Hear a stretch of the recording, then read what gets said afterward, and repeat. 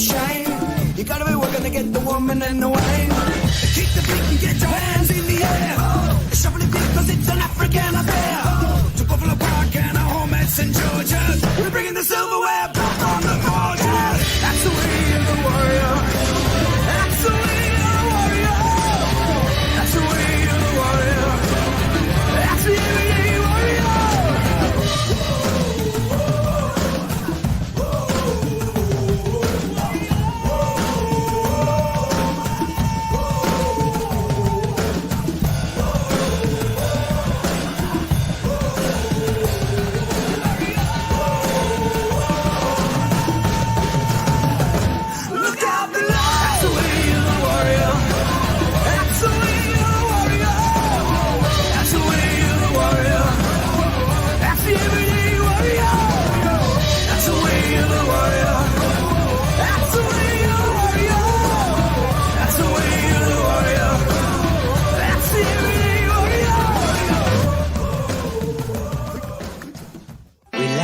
Down, coming out of BE town. Drink, find a shot. Never mind your liver, get to Gino's spot. Gino's spot. Get to Gino's spot. Gino's spot. Have a laugh, have a giggle, and exercise your middle. Have a Gino shot. Gino's shot. Get to Gino's spot. Gino's spot. Get to Gino's spot. Gino's spot. Have a laugh, have a giggle, and exercise your middle. Get to Gino's spot. Gino's spot. Ladies and gentlemen, welcome to Center Stage.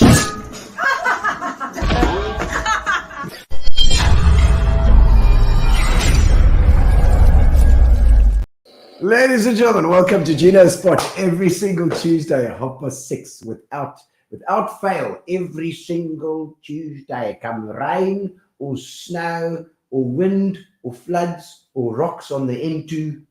We are here every single Tuesday, and it's been a hell of a couple of days. I hope you're all nice and safe at home or wherever you are with a little drink in your hand and ready for Gino's Spot on this beautiful cozy Tuesday night. I hope. Let's hope that you're watching this without feet in the water, because hell's bells. I see Utnag, I see Krika, I see rocks on the N2, I see ripping trucks and buckies in big holes and washing down the river. It's been phenomenal. We have, first of all, before I even get to the weather, because the weather is one of the topics we need to discuss today. Fitch and Leeds, thank you to our sponsors. Fitch and Leeds have been with us since the very, very beginning. That's nearly 4 years now. So thank you to Gary, Justin, and the guys who seem to be all over town at the moment. They're sponsoring all sorts of shows and things. Have been fantastic, and especially supporting the music. So thank you. So to Fat Cats. Fat Cats have actually brought us a little bit of a meal today. Grace, thank you to Grace. She always graces us with her meals. And Fat Cats, of course, I just noticed that huge banner as you come off the freeway. As you're coming up Albany Road, there's a massive Fat Cat sign there. So now you know that's Grace that painted that with her very own hands. For those of you who were there at the Barry Hilton show last Friday, it was absolutely fantastic. Sold out completely at the Bowling Club, our new venue. That's the Bowling Club. It seems to be our new home for Center Stage, which is lovely. We've been a bit homeless for a while, and we've discovered this building is amazing. It's got so much history. It's right plonk in the middle of St. George's Park, and it's got such a feel, a lovely historic feel to it. I think it's the perfect place for Center Stage. And then we are doing Artificial Unintelligence, my comedy show.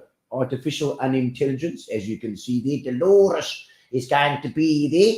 She's at the Bowling Club on the 28th, and that's the tickets at Quicket, or you can get them from Wendy. Wendy's always online, so you can even comment in here, tag Wendy Thompson, and she can organize it. So if you haven't seen the show, come, because it's my brand new show, and it's been sold out every single time we've done it. And I've got a feeling this one is also it'll be marvelous to have a full house at the Bowling Club. So don't forget, 28th of June. You can write it down now while you're still warm enough to write.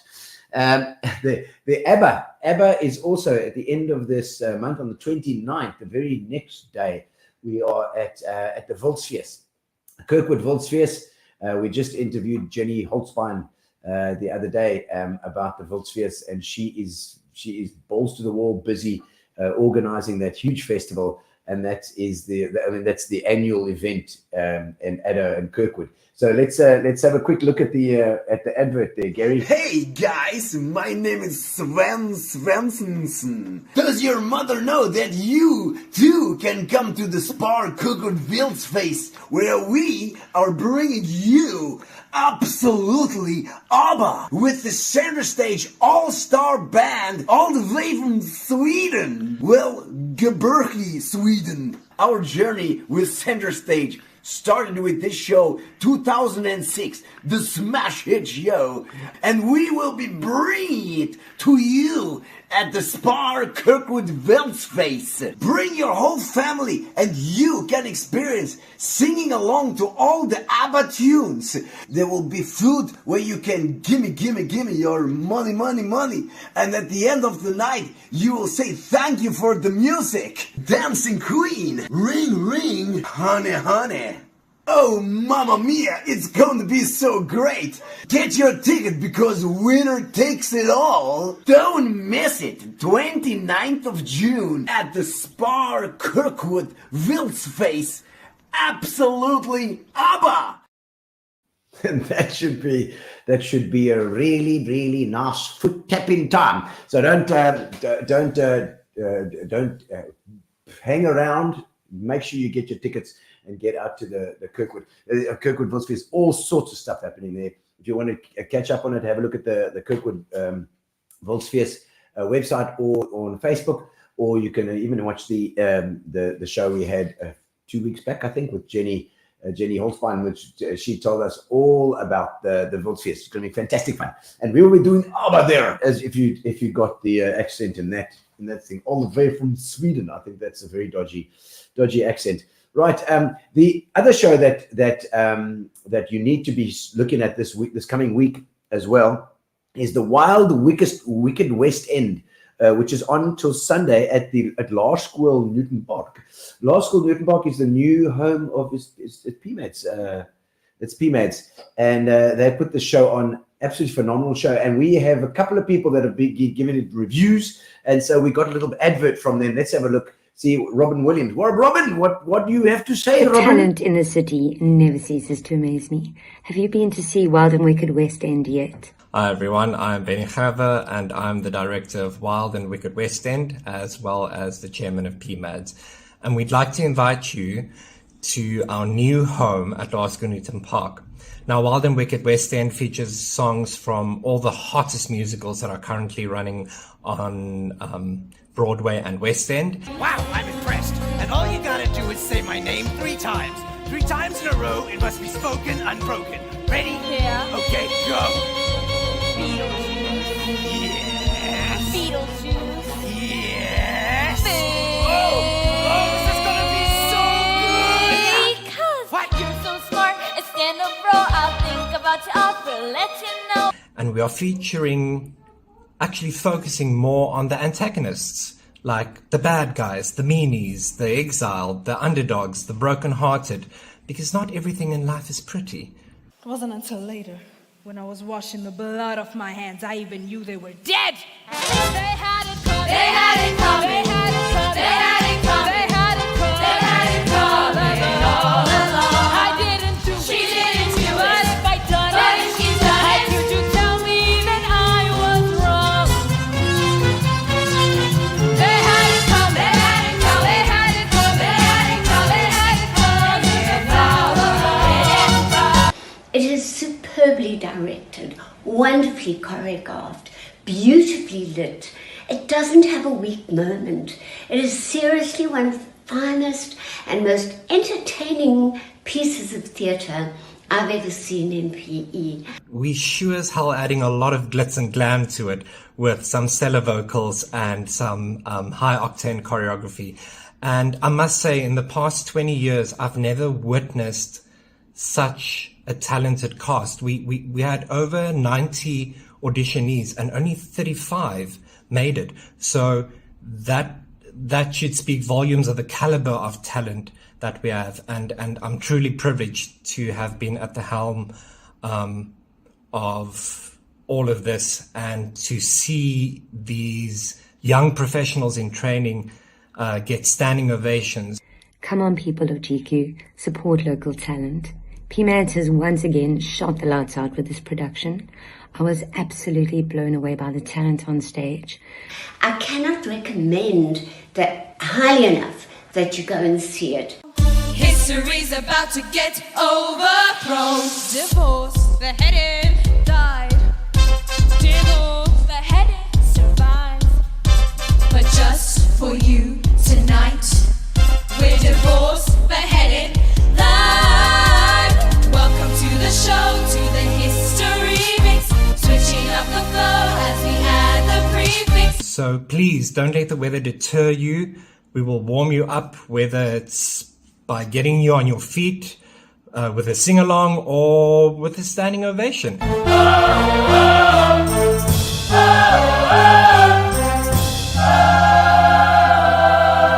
But I guess you'll have to come and check that out for yourselves. So seeing is believing, hey? What you want? What do you want, Bert? What do you want, Bert? What do you want, Bert? What do you want? I wanna be in the room where it happens, the room where it happens. I wanna be in the room where it happens, the room where it happens. I wanna be in the room where it happens. I wanna be in the room.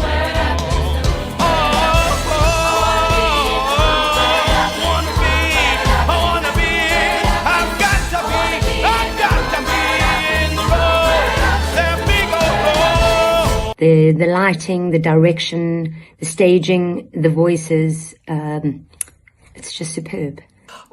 So we hope to see you there. We are running until Sunday. We've got 2 matinees over the weekend, and then every night from tonight onwards, we've got shows at 7:30. Although the weather is wild and wicked, there's a wild and wicked show on in Newton Park, and I cannot recommend highly enough that you go and see it. Tickets are available at Web Tickets, but also follow our page PMADS PE on Facebook, because there are some exciting ticket deals also coming through. It's called Wild and Wicked West End, and it's presented by PMADS. Do yourselves a favour. It is immaculate theatre. Trust me, you will not be sorry. It's an absolute roller coaster of emotions, and everything about it just oozes talent. Catch this show. Yes, we hope to see you there, and support local. Thank you. Have a wonderful evening. Bye. All right. It's fantastic. I love people that care about, when passionate about what they're doing, and PMADS certainly are. I think Benny and I see Robin, Tara there as well. The guys, they've got an incredible team. So get out and support them. So because we need more live acts in this town. It's been a really nice resurgence of people coming out again to see these shows. I know we've had great success doing. There's been stuff happening at Remo's. There's been stuff happening at the bowling club. There's been stuff at the Hellenic Hall, and now also at Large School in Newton Park.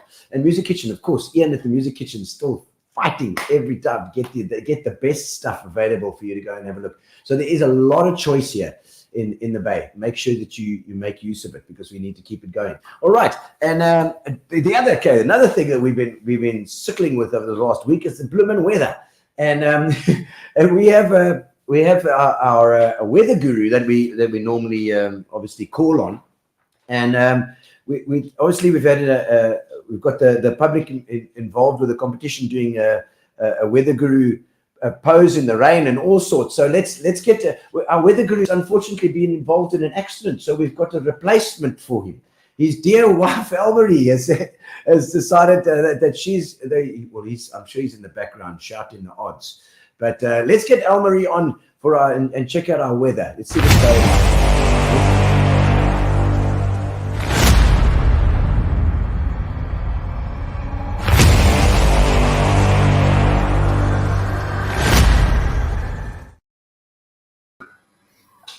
Right.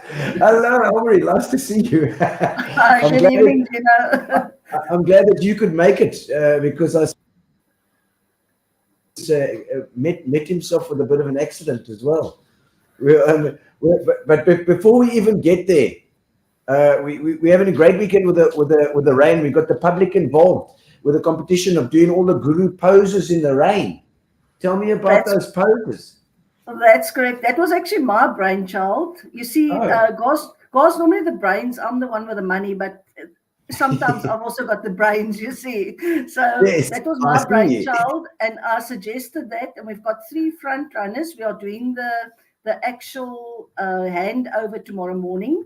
So at this stage, if anybody still wants to go onto the Weather Group page and go do a vote, please go up.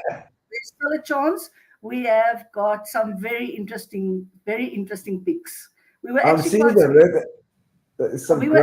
surprised at the way people would just go sit in the rain and not even worry about getting wet and cold and whatever. I wouldn't do it. I'm sorry, but I wouldn't. So it was a fantastic turnout so far. Classic.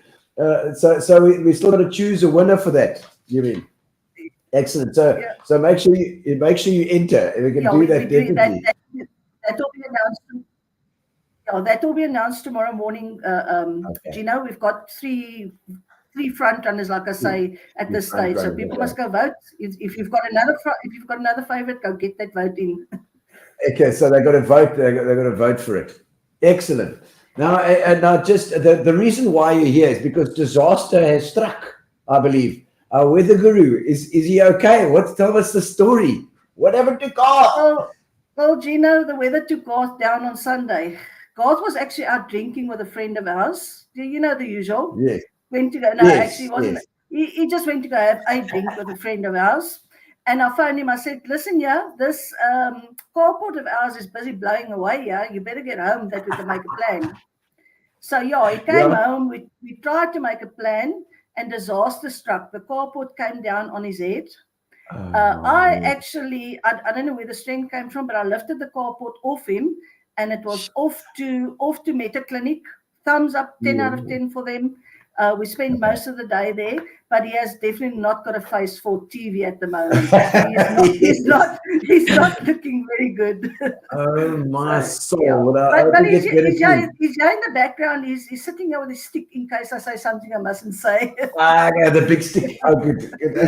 Okay, so all this rain and disaster. I mean, it's been a hell of a week. Tell us what sort of happened this weekend and. And is it to do with the? I know I always hear about the cutoff low because that was the big issue with the 1968 floods was the cutoff low, wasn't it?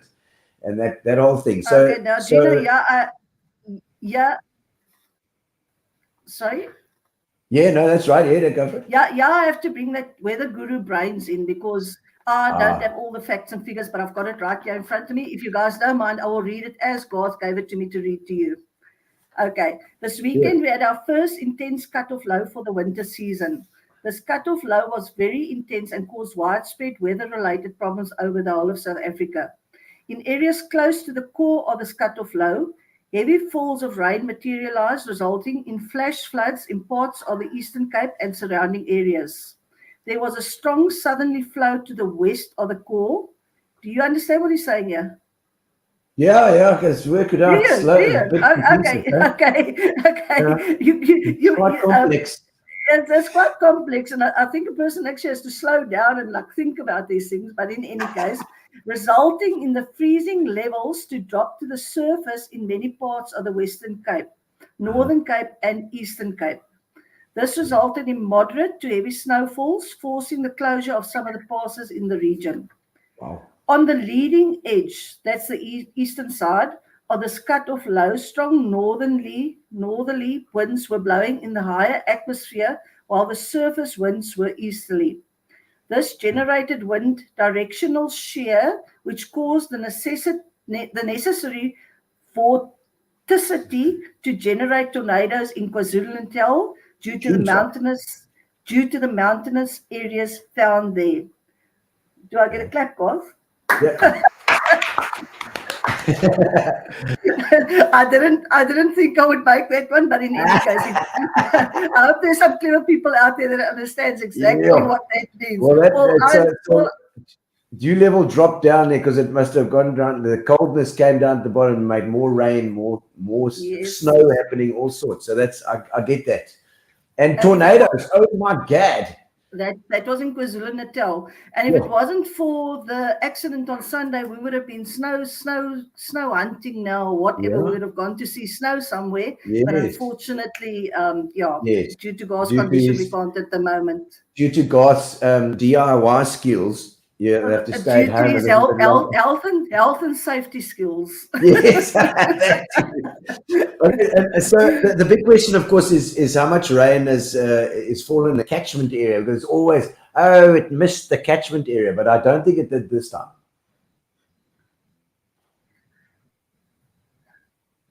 I didn't miss the catchment area at all. We had over 50 mils along the Langkloof, with areas around Karedo and Asagaibos over 100 mils, which is fantastic. Yeah, that's very great for the Churchill and the Mpofu Dam. Fantastic. And we had at the Weather Bureau headquarters in Cotswold, we had close to 100 mils over the weekend. So that is absolutely fantastic. Yeah, and that's all heading to Mpofu and Churchill. That's good news. That's very good news for but our will we be able to lift the water restrictions now? It's going to have a good impact on the Mpofu and the Churchill. And it won't take much to top the Kouga now, because the Kouga is at 91%. No, the Kouga is 90%, sorry. The Churchill at the moment is at 91%. Mpofu is only standing at 40%, unfortunately, which is our main catchment dam. And then the Groendal is at 90%. But our combined total is 72%. Oh, that sounds very good. I think they should immediately just do away with the water restrictions. They can leave the water restrictions, just make the water cheaper, please. Yes, that's all they can. Yes, they can leave the restrictions. Oh, my soul. And I think there was an Asagaibos pic that we had as well, just to show. There we go. That looks good. Now, Gino, this is an area that we know very, very well, seeing that I come out of those mountains. Ferreira gebore, so I come from those wild mountains. Just you go over that river, and if that river comes down, I'm telling you. Well, how do you lift the carport off your husband? Yeah, I know. And he says it weighs a ton, that thing. I still, like I said, I don't know, but in any case, we're not going to go there. So if you look at that picture, the Asagaibos, our gauge basically is if the water runs over that bridge, we're going to get good inflow into the dams. So just look at that gauge. Just put the Asagaibos on there. So over this bridge here that we're standing on. Yeah, unfortunately, it did not top the bridge. But we are having follow-up rains, and we are holding thumbs that it's going to be topped. And if it is topped, I might even take a trip with my sick husband there this weekend. It will make him feel better. Because we absolutely love the Langkloof. I mean, we are Langkloof born and bred, me, and I've taught him how to love the Langkloof. So yeah. Yes. Oh, good. No, I know it will cheer him up. It sounds like the kind of thing that will cheer him up. Is the rain over? Would you say the drought is over as well? Okay. Yeah, I'm going to just read what Gauss gave me to read again. Source forecast, Source South African Weather Services forecast some more heavy falls overnight and a warning of flooding in places. But now just bear in mind that like in Kariga, the ground is so saturated at the moment, 5 mils could cause havoc. Because we all know what happened in Kariga, well, Utenay, Kariga. We all know what happened there. This would also definitely give us more runoff into the dams. But we should know by the weekend how much the dam levels have risen. So it takes a couple of days, the runoff and that type of thing. And then Gauss says, I must please remember, one rain does not mean we have enough water for a prolonged period. Here comes that you know what they call him, doom and gloom guy. Doom and gloom, yes. So and he says the seasonal forecast is still maintaining below average rainfall for winter, and the officials will be keeping an eye on that. When he says the officials, the people in the power that can actually lift the restrictions, or let us pay less, which if they could just let us pay less, that's also good. And then also the Kharib area is also moving to a dry period, and this will also influence their decisions. Okay. We are, however, hoping that if there is a considerable rise in the Impofu, remember that's our main supply dam.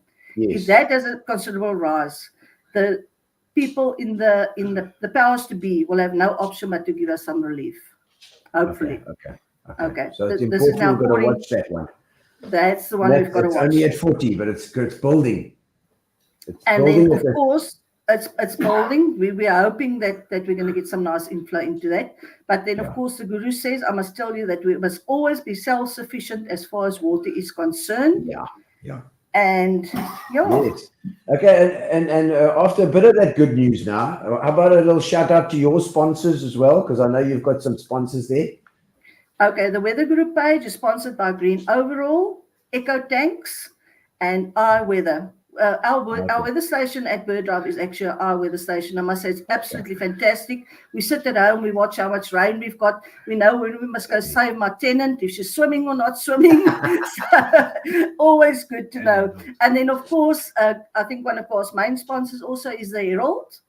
He's got a weekly column there, which used to be in the Weekend Post, and it is now on a Friday and enjoyed by quite a few people.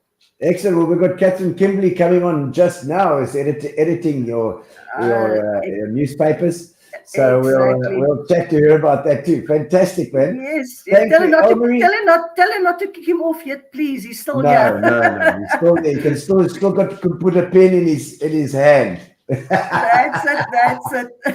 Oh my word, Elmarie, you've been fantastic as the weather guru. It's like the Mother Christmas of weather. Yeah, the mistress guru. That's it. Well done. It was fun, Gino. Thank you so much for having me.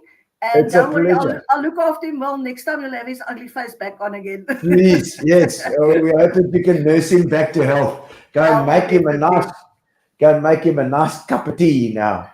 Actually, it's probably going to end up a whiskey. I can see it. Excuse me, a triple whiskey. He deserves it. Okay, Elmarie, thank you so much.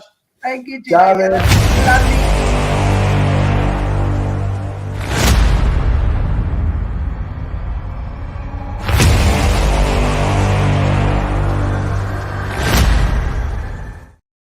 All right, and we're just about ready to go. We've got Kathryn Kimberley and my dog here today. It looks like the dog's in it.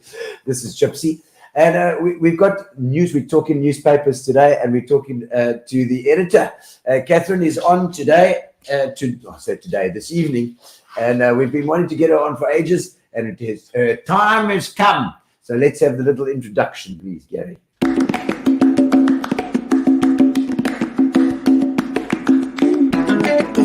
Welcome to the show. Now is your time to shine. We're gonna have a lekker chat tonight. Another good time. And there we go. And we've got your. I'm just all your stuff here. There we go. We've got the special microphone for you as well. That I put one on this. I've done that about 50 times now. That. All right. So here we go. Very professional. Yes, very professional today. Can you see that? I see that. Kathryn, lovely to have you on. The news editor for the Herald. News editor. There are all sorts of editors going on here. It gets a little bit confusing. So yes, but I'm the news editor. Okay, so what other editors do you get? Okay, so we've got an editor-in-chief. Yes. That's Rochelle. Ah, yes, I know Rochelle. Yes. I've spoken with Rochelle before. Were you in trouble? No, I was okay. I can't remember what it was for. A few times. Yeah, and then we've got a politics editor. Okay. And then myself as the news editor. Oh, fantastic. Okay, so and we've also got a sports editor, of course. Yes. Very important. Yeah. Because it's this whole team. I mean, I watched there was a video on I don't know if it was on Instagram or if it was on Facebook. But I saw the little video of the we went through the staff stuff. I think it was probably done during lockdown. Yes. And it was lovely just to see the staff, and You don't always see the person behind the story. You So don't. What actually happens in that place? I mean, it's just like there's so much going on, and there's such a lot of stuff as well. Yeah. And I know you guys have recently, obviously, weekend posters now. Correct. No so more. No more. What's been the change to the Herald since Post left? We tried to sort of hold on to Weekend Post for as long as we could. We had a very loyal readership there, but obviously with things sort of moving online, we had to look at that. Yeah. So it's helped in a sense of having sort of more hands on deck for quicker online stories, as well as working towards a Monday newspaper, which a lot of people won't understand, but that takes away from some of the reporters' weekends. So now on a Friday, instead of worrying about Weekend Post, we can sort of look at the Monday newspaper. But also we've implemented Weekender, which you've been in. Yes, I enjoyed this. I did see that. So that's a sort of a supplement, you can call it. It's inserted on a Friday, and there's some awesome content in there to sort of last you the weekend. And nice local content. I see you've had local people content. on there. So we're working with the Daily Dispatch in East London. So we're trying to cover sort of the Eastern Cape. So they have a couple of stories their side, our side, and we're also trying to identify stories or personalities that appeal to both audiences as well. I mean, East London PE have always been very connected in some way. Even the architecture, everything is sort of so similar. It's an Eastern Cape flavor. Everyone knows everyone in the Eastern Cape. But the same flat accent, we still say like Ron instead of Ryan, Jack and Lime instead of lime, and Mulk instead of milk. That's the way we go. And I mean, so and as far as the staff goes, a lot of the staff integrated as well. So it's obviously changed, over the years, but we are a smaller team at the moment. But we kind of one dysfunctional family. Yes, it must be. It must be like, I mean, and certainly with journalism. I mean, you were talking about the fact that it wasn't so much in the office anymore. It was more guys are going out more and fetching those stories. So that's the thing. I think what always makes a good journalist is not necessarily the person sitting behind their desk, the person that's out there finding stories, whether it's in, I didn't say this, pub or at court or whatever it may be. It's, you've got to be out there and put your name out there and communicate, because often, what I found is that you'll be chatting to someone and they'll say, hey, you know what happened the other day? This happened. And then you're like, oh, that's a story. But they won't see it that way. Yes. And that's how a lot of the stories are kind of you see it. Do you see it from that angle always? Like they say, comedian always tries to look for the joke in whatever you're doing. But a journalist will always be like, where's the story here? What's the important part? Always looking for something. So you've got one of those minds. And the more your name is even out there, the more people will contact you or connected with other people that they may know that you've written about. So Kathryn Kimberley, man, remember the name. So when there's a story, you got the right person to get it. I mean, especially with the news, being the news editor, I think that's really the nitty-gritty of the newspaper. That's well, or the other editors disagree. Well, look, I grew up with my dad reading the newspaper, reading the Herald. And he would always read the sports section first. Yes. So he would always go to the back of the newspaper. Okay. So in my mind, that was always the most important. And then, of course, now, with South Africa and what's happening in our municipality, politics is a major part of that. But, of course, news is what keeps us going, and it's what everybody wants to know, what's happening in their city. No, politics is just, obviously at the moment, the elections is everything. And because of your online presence now, I mean, it's amazing. You guys have actually really integrated well. Those headlines come across almost like you're riding in a car past the pole, and it draws you in. You guys have done a great job with that. And I think it's had to. I mean, obviously with social media, it's had to be like that. Do you scour the social media stuff? I mean, unfortunately, social media is great, and then it's also terrible at times because a lot of the time you end up chasing something that you see on social media, and it turns out it's not true at all. Yeah, it's absolute rubbish. You wasted your time. And then of course a lot of people will tend to believe what they've read on social media. So for us, we also can't always get things, even if it is true, we can't get it out there as quickly because we have to verify it first. So it does provide a challenge, but at the same time, I think it also keeps us on our toes. Where do you get that whole verification from? Is it like a Reuters or is it something? I mean, how do you sure? So I mean, if it's something to do with a crime that occurred, we would need the official police spokesperson to verify it. Unless somebody's out there at the scene, we can say this incident has happened, more details to follow, just something simple like that, and then we would obviously have a more extensive story with police comment.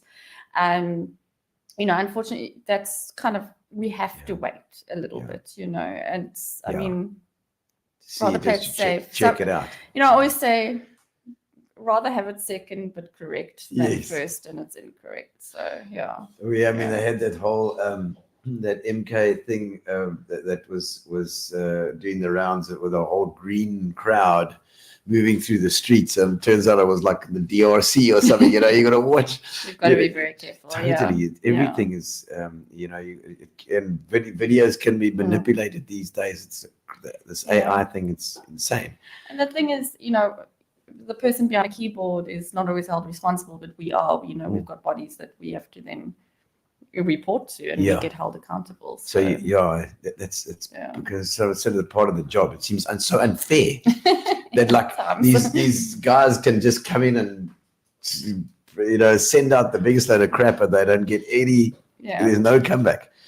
Whereas because you're selling a newspaper and you're basically in the official news arena, then it's just it comes down on you the hardest. Absolutely. So unfair, Kathryn. So let's go back now to you as well. Okay. Where were you born and bred? Where are you from? So I was born in Graaff-Reinet. Graaff-Reinet? Yes. Is 'n Graaff-Reinet Karoo meisie? But she cannot speak Afrikaans very well. Just ask my daughter. I'm trying to study Afrikaans. Oh, really? Oh, my soul. Yeah. Okay. How did you end up like that? I don't know. It's Graaff-Reinet. What were your parents doing there? Yeah. So my dad he had a game farm. Now a lot of people probably know Samara Game Reserve. Okay. So that was ours. It was called Condoro back in the day. Okay. Grew up very happy. My mom was a teacher. And English teacher. No, my family can speak Afrikaans. It's just me. I think I was the third daughter, and I think they just gave up. Oh, really? Yeah. So, but English was your home language, then, obviously. Yes. Was your mom English or your dad? Both English. Oh, both English. Okay. Yes. Okay. And then Because it wasn't Kimberley. What was your maiden name? Parks. Oh, yes.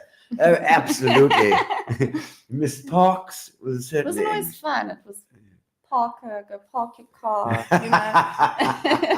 At school, eh? At school, they are cruel. They are. Well, I suppose it was a little bit better than some of the other kids. But I went to Union. Oh, Union High. Okay. Yeah. Okay. And after a while, my dad obviously sold the farm, and what were you into at school? What were you sporty? Were you? I was sporty in the sense that I participated in every sport there was. I did hockey, I did tennis, I was swimming, I'd say was my strongest point. Okay. I loved swimming. And then but the cultural activities. I was very much in drama. There we go. Speech and drama back in the day. I did public speaking, debating, all of that. You do the Toastmasters. We didn't, that wasn't really big in my school at the time, but I would have done it if it was.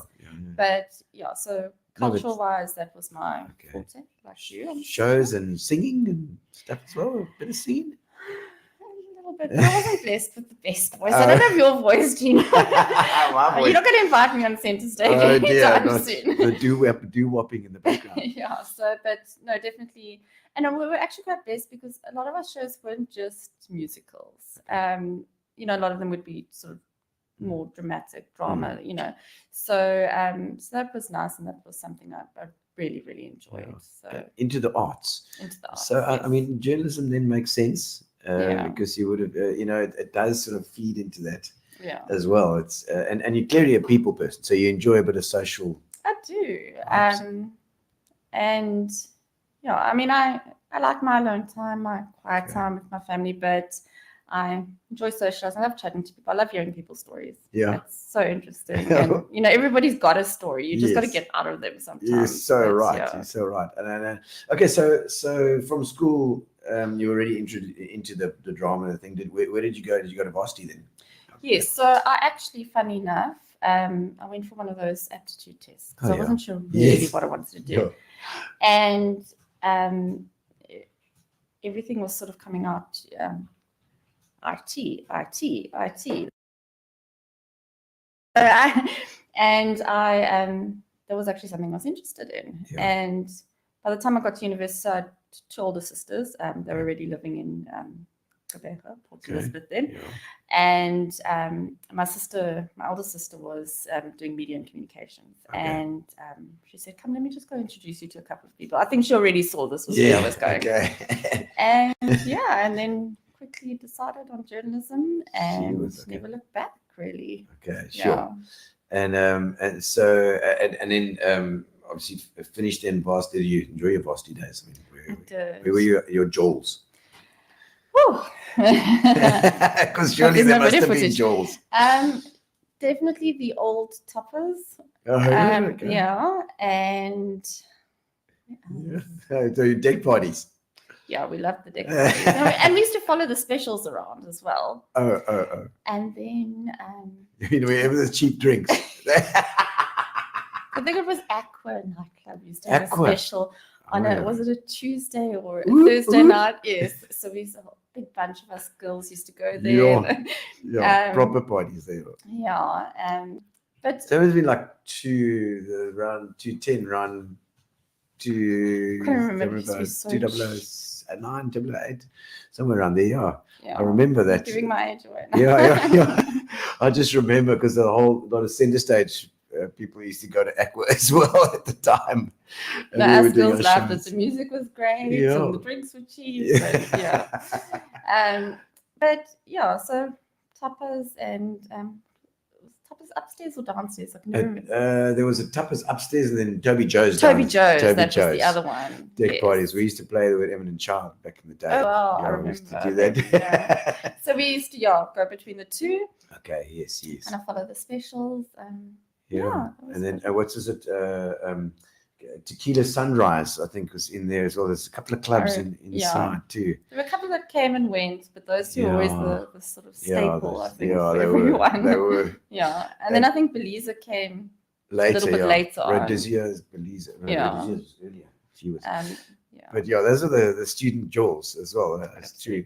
And so you enjoyed obviously the journalism. Was that your first job out of varsity? So while I was still studying, I went to the UK. So my sister was already living there, and I spent a couple of months with her. And then I kind of worked there for a little bit. I was waitressing. Right. It wasn't for me. I think I was terrible. Terrible waitress. Terrible. And then that buggered me. So when I came back, finished my studies, and I then did my internship, which was part of, being able to graduate. And that was I don't know if you remember the Algoa Sun newspaper. Yes, absolutely. Used to be a free newspaper. Little knock and drop community newspapers. Knock and drop. See, they used the jargon. But you know what? It was such a great place to sort of cut your teeth, because it wasn't this mainstream newspaper, and you could tell community stories, and it was a great place to start. And so I was there I had to do a 6-month internship, And our news editor at the time, she went on maternity leave, so I stood in for her. Who was that at that time? It was Alison Cantor. And Alison, of course, yes. So she went on maternity leave, so I stood in for her. And during that time, I met my now husband, and he really wanted to go overseas. He's UK, Irish family, you know. His whole family's abroad. So we packed up and Kimberley. we went. What was your husband's name? Yes. So it's Michael Kimberley. Michael. Yes. Yeah. Michael. So Michael got you back then already, and just as you'd got a nice little replacement, a little job there going while Alison's on stage leave, and then he whips you off. Well, it was when I threw something in his dustbin, and he said, "Don't get your own dustbin." This was during my internship. Well, then this is the man I'm going to marry. Get your own dustbin. So is he also? Was it work then that you met? Yeah, so we're both in journalism. So he's actually the politics editor. Oh, all right. Yeah. Okay. Oh, a bit of nepotism going on. Oh, not different. No, it's different. Very obviously, different. Yeah. No, I love that because I mean, if you're both in the same game, is that good or bad? A lot of people ask me that. I don't know anything different. It's always been like that. So we work very separately. I'm, politics is his thing. I don't really get involved there. Different styles. Very different. Does he moan at you about yours? You moan at him about his. No, you can't write that. That's not right. No, you know what? We just do our own thing. Okay. And when we disagree, nobody will, Okay. We kind of just make a joke out of it. All right. That, so, yeah. It's work. Work gets left at work. Work is work, yeah. Okay. And but I just, because you said you had sister, how many siblings you got? So I've got two older sisters. Two older. So you're three girls. Yes. Oh, my soul. So your dad was like, geez, like three now. Okay, no, I think we better just I think I was probably the last hope for a boy, and then. Well, you're lucky your name isn't Joanna or something, It could have been. Yeah. I don't know what the male version of Kathryn is. When I was growing up, my sisters always just say, "You were supposed to be a boy." Oh, no, that's going to be like, oh, come on, we got to have a boy. Okay, one more. Yeah, so my dad got three girls, but no, very happy childhood, and yeah, that was. Because it's important that your child is like, you said growing up on the farm, you find you had more of an outdoor experience then. Definitely. Absolutely, yeah. We'd go out with my dad to, whatever he needed to do on the farm, really. Yeah. And my mom used to bake for a home industry in Crawford. Okay, yes, sir. And and we were boarders, so we went to boarding school, which was very difficult at the age of 6. But that's tough. Very tough. Would you recommend it? I'm mindful of the fact that not everybody has an option. Yeah. I didn't want that for my children, but it's, I think it's just as hard on the parents as it is on the children. I think the parents just maybe can't show the children, how they're feeling, because they have to show that they're tough so the kids don't cry. I remember my mom dropping me off on a Monday morning, and I would sob and sob and sob, and she seemed so put together, and then she only told me much later that she's climbed to the car and just cried. Oh, shame. But on the plus side, you make lifelong friends. Yes. And you don't want to grow up too quickly, but you do learn to look after yourself. You do learn what's right and wrong. Independence, absolutely. which is so important actually for the kids. Yeah. Sure. So that's the good part of boarding school. That was the good part. Yeah. And you're coming for weekends or whatever as well. I was blessed enough to be able to go home, too far away every weekend, but some people, would wait an entire term before. Yeah, and sports, and that was probably better because you do it. I find the borders. We always talk about the amazing schools here in the Eastern Cape, and a lot of them boarding schools, and the sport is so important there. I think that's why a lot of us, we were so dedicated to our sport, because it also provided a distraction from, missing your parents, Yes. wanting to go. So you just did sort of everything, which is Yeah. great because it exposed you to everything. And also, and it just gives you a broader perspective on things. The more stuff you can do, the more you can interact with people, the better. But do you find that, I mean, obviously it's like a thing now with social media where we're stuck in our phones, we're not reacting, seeing people and reacting to those cues. You have to learn that, eventually. You do. And okay, so then in England, you were doing stuff there. So when my husband and I went to England, it was supposed to be sort of more of a long-term thing, but he had quite a good job at a media company. I battled. We went during the recession, and I really struggled to find something permanent. I was working at call agents, and I just eventually said to him, you know what, I studied, and this is not what I want to do. And I just want to go home and cry. I just want to go to South Africa. And then, of course, one of the big factors was, so his brother and his partner had been living in the UK in England for such a long time. And then we were there for about 6 months, and they left to come back to South Africa. And I was like, no, I really want to go. And your brother's back as well. Sorry, there. So we ended up traveling, which was great. Spent all the money we made traveling. Don't regret it for a second, though. Can never had to take that away. And came back, and here's another funny story. I made contact with the Daily Dispatch in East London. I think that's actually where I met you for the first time. Oh, really? Yeah. Oh, my word. I remember you, but I clearly didn't make such a big impression. What was I doing? It was through one of your center stage. Center stage show, yes. Gino, you go and speak to the newspaper. They want to find you. Anyway, so I made contact, and they said to me, look, there is a job opening up. You can apply for it. And I said to Michael, husband, why don't we double our chances? You apply as well. Okay. He said, okay. So we both went for the interviews, and he got the job. He got it. No, but I think it wasn't even a week later they phoned me and they said, look, we've also got a position for you. Fantastic. So off we went to East London, and we were there for a good couple of years. Sure. So about 7 years. Okay, when was that? What year around about? I told you I'm terrible. I know you did. No. It was. If it was center stage shows, it must have been 2010 to 11, maybe. It was definitely round about there because World Cup time. Yes. Okay. I remember traveling from East London to Port Elizabeth to I was watch doing the World Cup. My comedy show. I don't know if it was Toast with Donna Africa. We were doing the show at the Guild. Yes, I remember that. That was probably one of those, and we were doing our shows there all the time as well. But I didn't remember. Is it Shanaz? Shanaz Prince. Yes, she was. She's now the editor of You magazine. Really? Yeah. Oh, what a legend! Shanaz, I remember from those days as well. But then obviously you as well.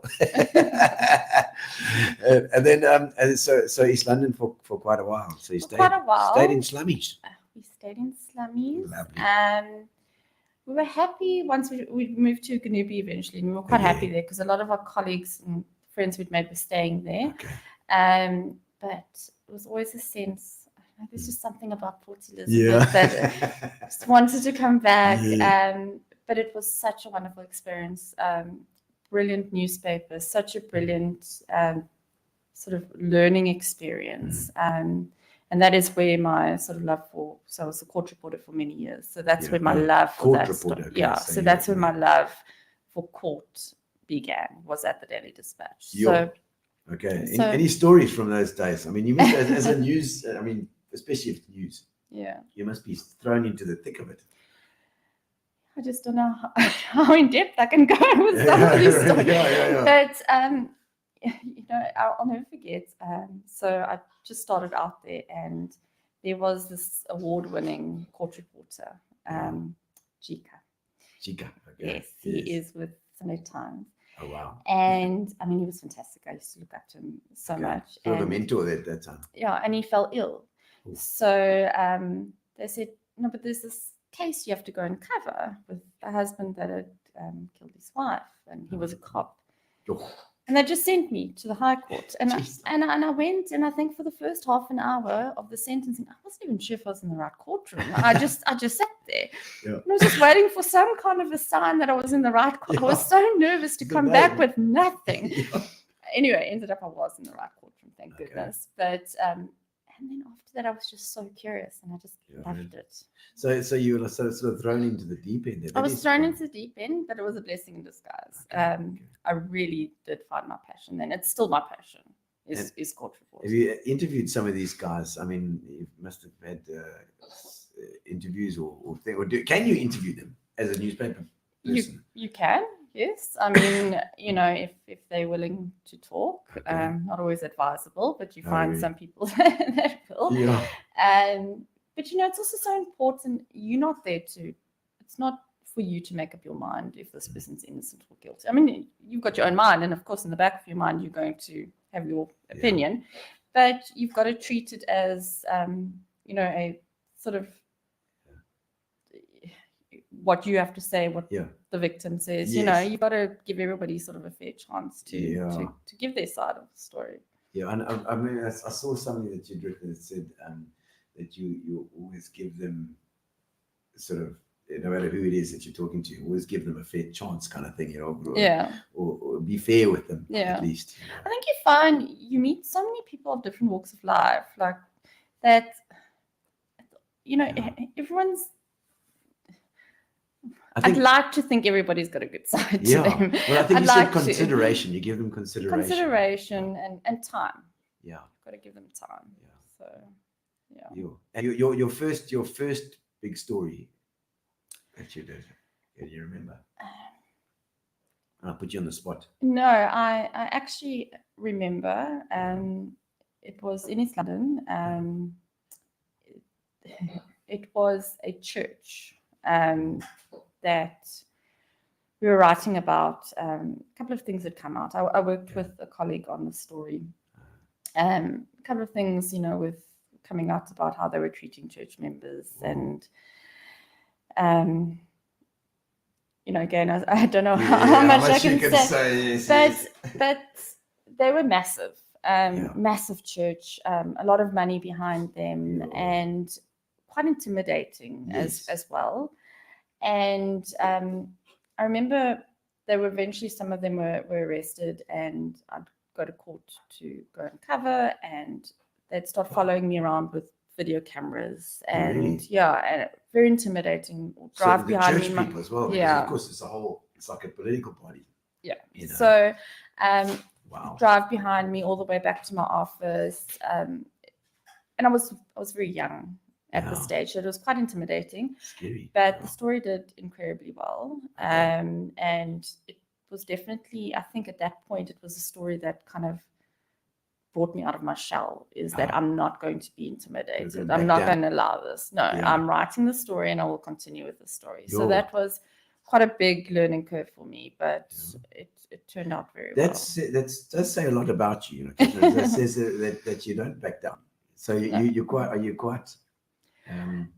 How would you describe your personality like that? Okay, so I have a very big, soft heart. I'm a real softie, and the worst trait about me is if I become angry, and I don't lose my temper very often, but if I become angry, I cry, and I hate it because then nobody takes it seriously. But no, I'm very firm with what I believe in, and I I sort of stand my ground, especially when it comes to my children. Then the mama bear comes out. A fighter. Then the mama bear comes out. And just, I often ask the question: what would people be surprised to hear about you, about how you are? A few people know this, but for somebody that loves to read and learn, always constantly learning, I watch the most ridiculous shows on TV.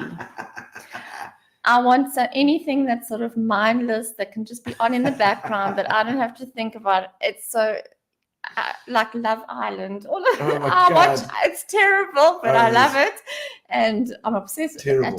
I know. I can't. Well, I've got a recommendation for you because I watched the biggest crap the other night. It's it was a thing about fancy apartments in London that they sell. And you follow these 22-year-old estate agents around selling these houses for 19 million pounds, 20 million pounds, and it's just the most mind-sapping crap I've ever. But I don't want to think in those moments. So I just want it on in the background. No, I can sit on my phone or I can. Then I recommend it. I recommend it. Yeah. We must have a couple of before we check on. We'll check with your series, which series you get into. But we've got quite a few comments here. Let's have a quick quiz and see who's in the comments. Michelle Kelly, how's it, Michelle? Interesting to see the face behind the name. We see in the years reporting back. Fantastic, man. And Many Movers says, love reading the printed hard copy of newspaper. You like the printed one that gets delivered to your house. I know a lot of people like that. Herald's been fantastic in assisting me with promoting motorsport. Brendan Kelly does the motor mouth. And he knows of a very big story I did too. Oh, really? Oh, wow. Okay. No, he's fantastic. I enjoy it. We can tell us about that one too. Oh, goodness. And then, Gary's now you're putting me on the spot. Gary flashes things on the screen here. He says, tell us what story. Well, you can give us an outline of the story. I'm not going to mention names, but there was somebody in the powerboat industry, nothing to do with Brendan's nothing to do with him. He's a good guy, who ended up going to jail. But let's just say he was quite a character in the sense of extremely aggressive. Oh, really? And I mean, I even had phone calls from prison, you know. Oh, my he was quite an aggressive fella, but Yo. I was very glad to see the back of him. Absolutely. Yeah. Jeez, let's see, Alvin Reeves there as well. Weather Crew says he does the crossword. I only way to do the crossword. Alvin was my head boy at VP, you know.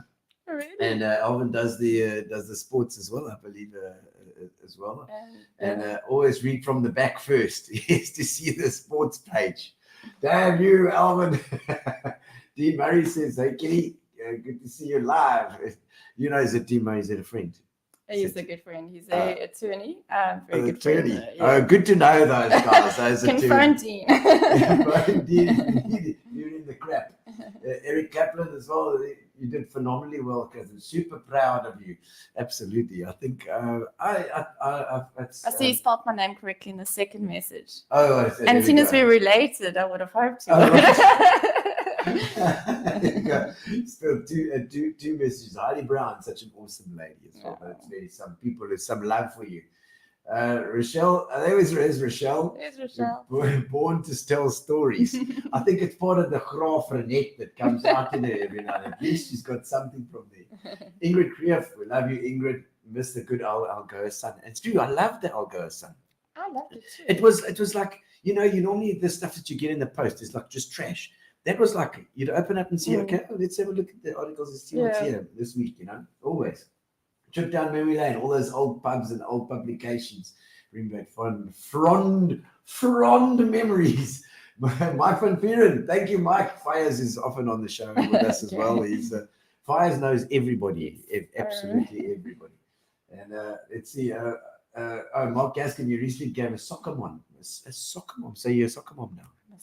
Fully fledged soccer mom, yes. Do you want to hear me scream? In a 4x4?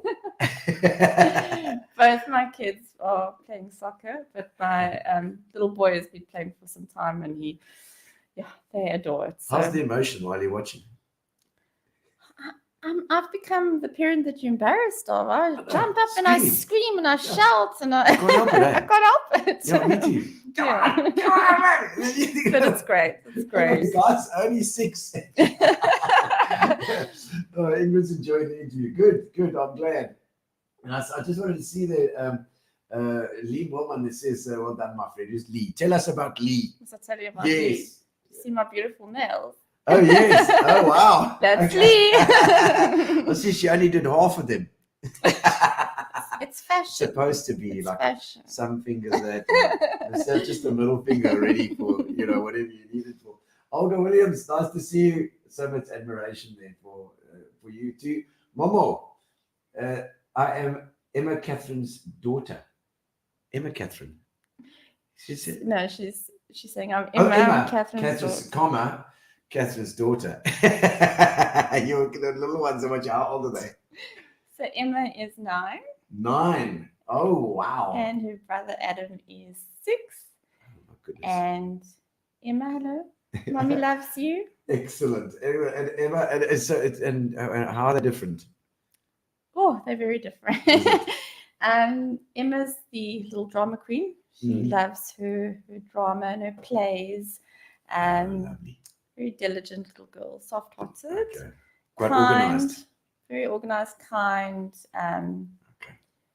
Yeah, very just a beautiful child. Adam is the sort of problem child. It's always the second one, but no, he's my little cuddle bunny, and such an incredibly strong kid, and very sporty, and so one of the ones that melt into you when they hug you. Oh, I cannot get enough of those cuddles. Well, they'll disappear when he gets into the teens. Already, I'm not allowed to, on the soccer field. Oh, it's not already, so I'm taking what I can get. Yeah. There you go. I like this sort of comment here. Thank you, Alvin. Kathryn's great strength as a court reporter was painting a picture and capturing emotions. Made the reader feel like they were in the courtroom. So is that one of your strengths there, obviously? Are you more descriptive kind of? I'm a more descriptive kind of writer. Okay. Thank you, Alvin. That's very sweet.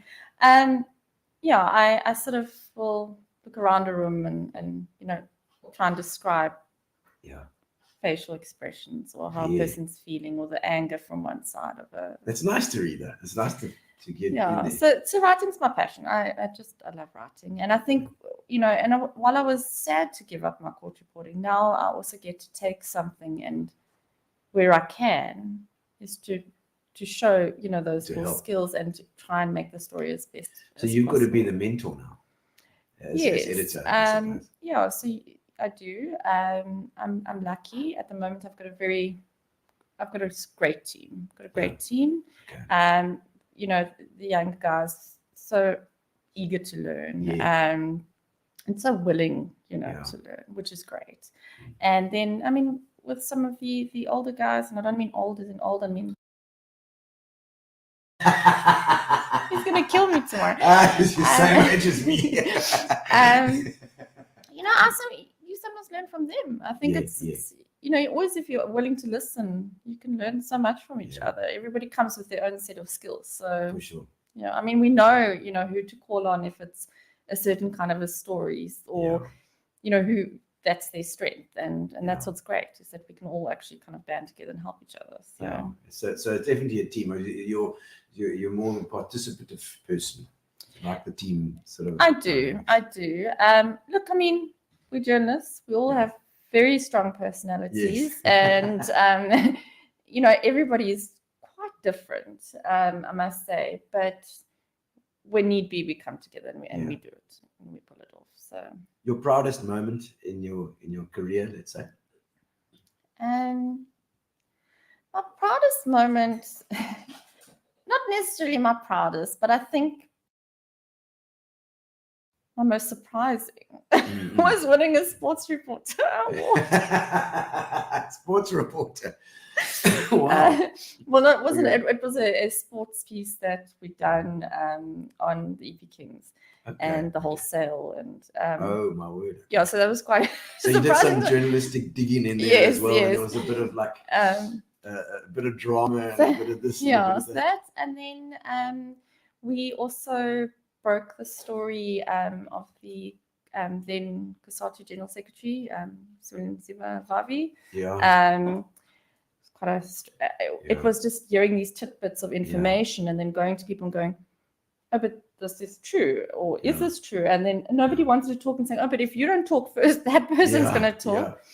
And I'll never forget, and we wanted to get that story out before the Sunday newspapers. No, we knew they'd be on it. Okay. And so it was really sort of afternoon, and my editor at the time said, Like Friday afternoon kind of vibe. it was a Friday. She said, well, you're flying to Joburg now and you're going to go and interview this woman. So I phoned the woman. She said, no, she'll meet me at the airport. Got to the airport. Well, I sat there waiting for her for hours and hours and hours.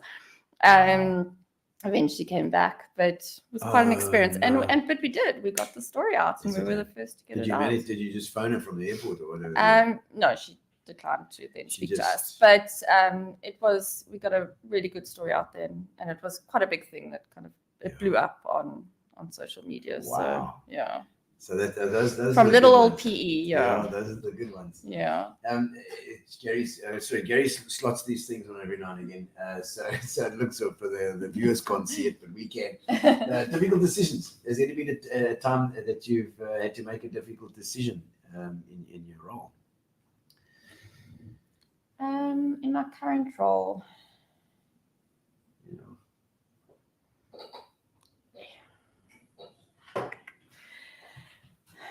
I wouldn't say specifically in my current role.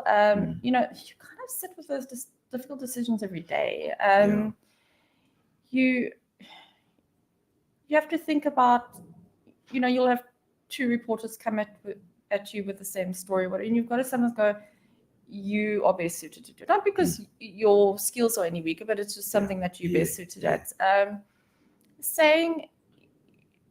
Coming into this position, for me, it was very difficult at first to be firm and say no, and you did something wrong, or that's not something that comes naturally to me. It's something I've learned, and luckily I've got my editors. She's absolutely great, Rochelle, and she's taught me a lot, and it's something that you have to learn. So there wasn't necessarily a specific moment that I would point out as being the most difficult in my current position, but it's every day you sit with. You've got to make decisions like which story to chase, and if you make the wrong decision, you can sort of sit with egg on your face. Is it stressful?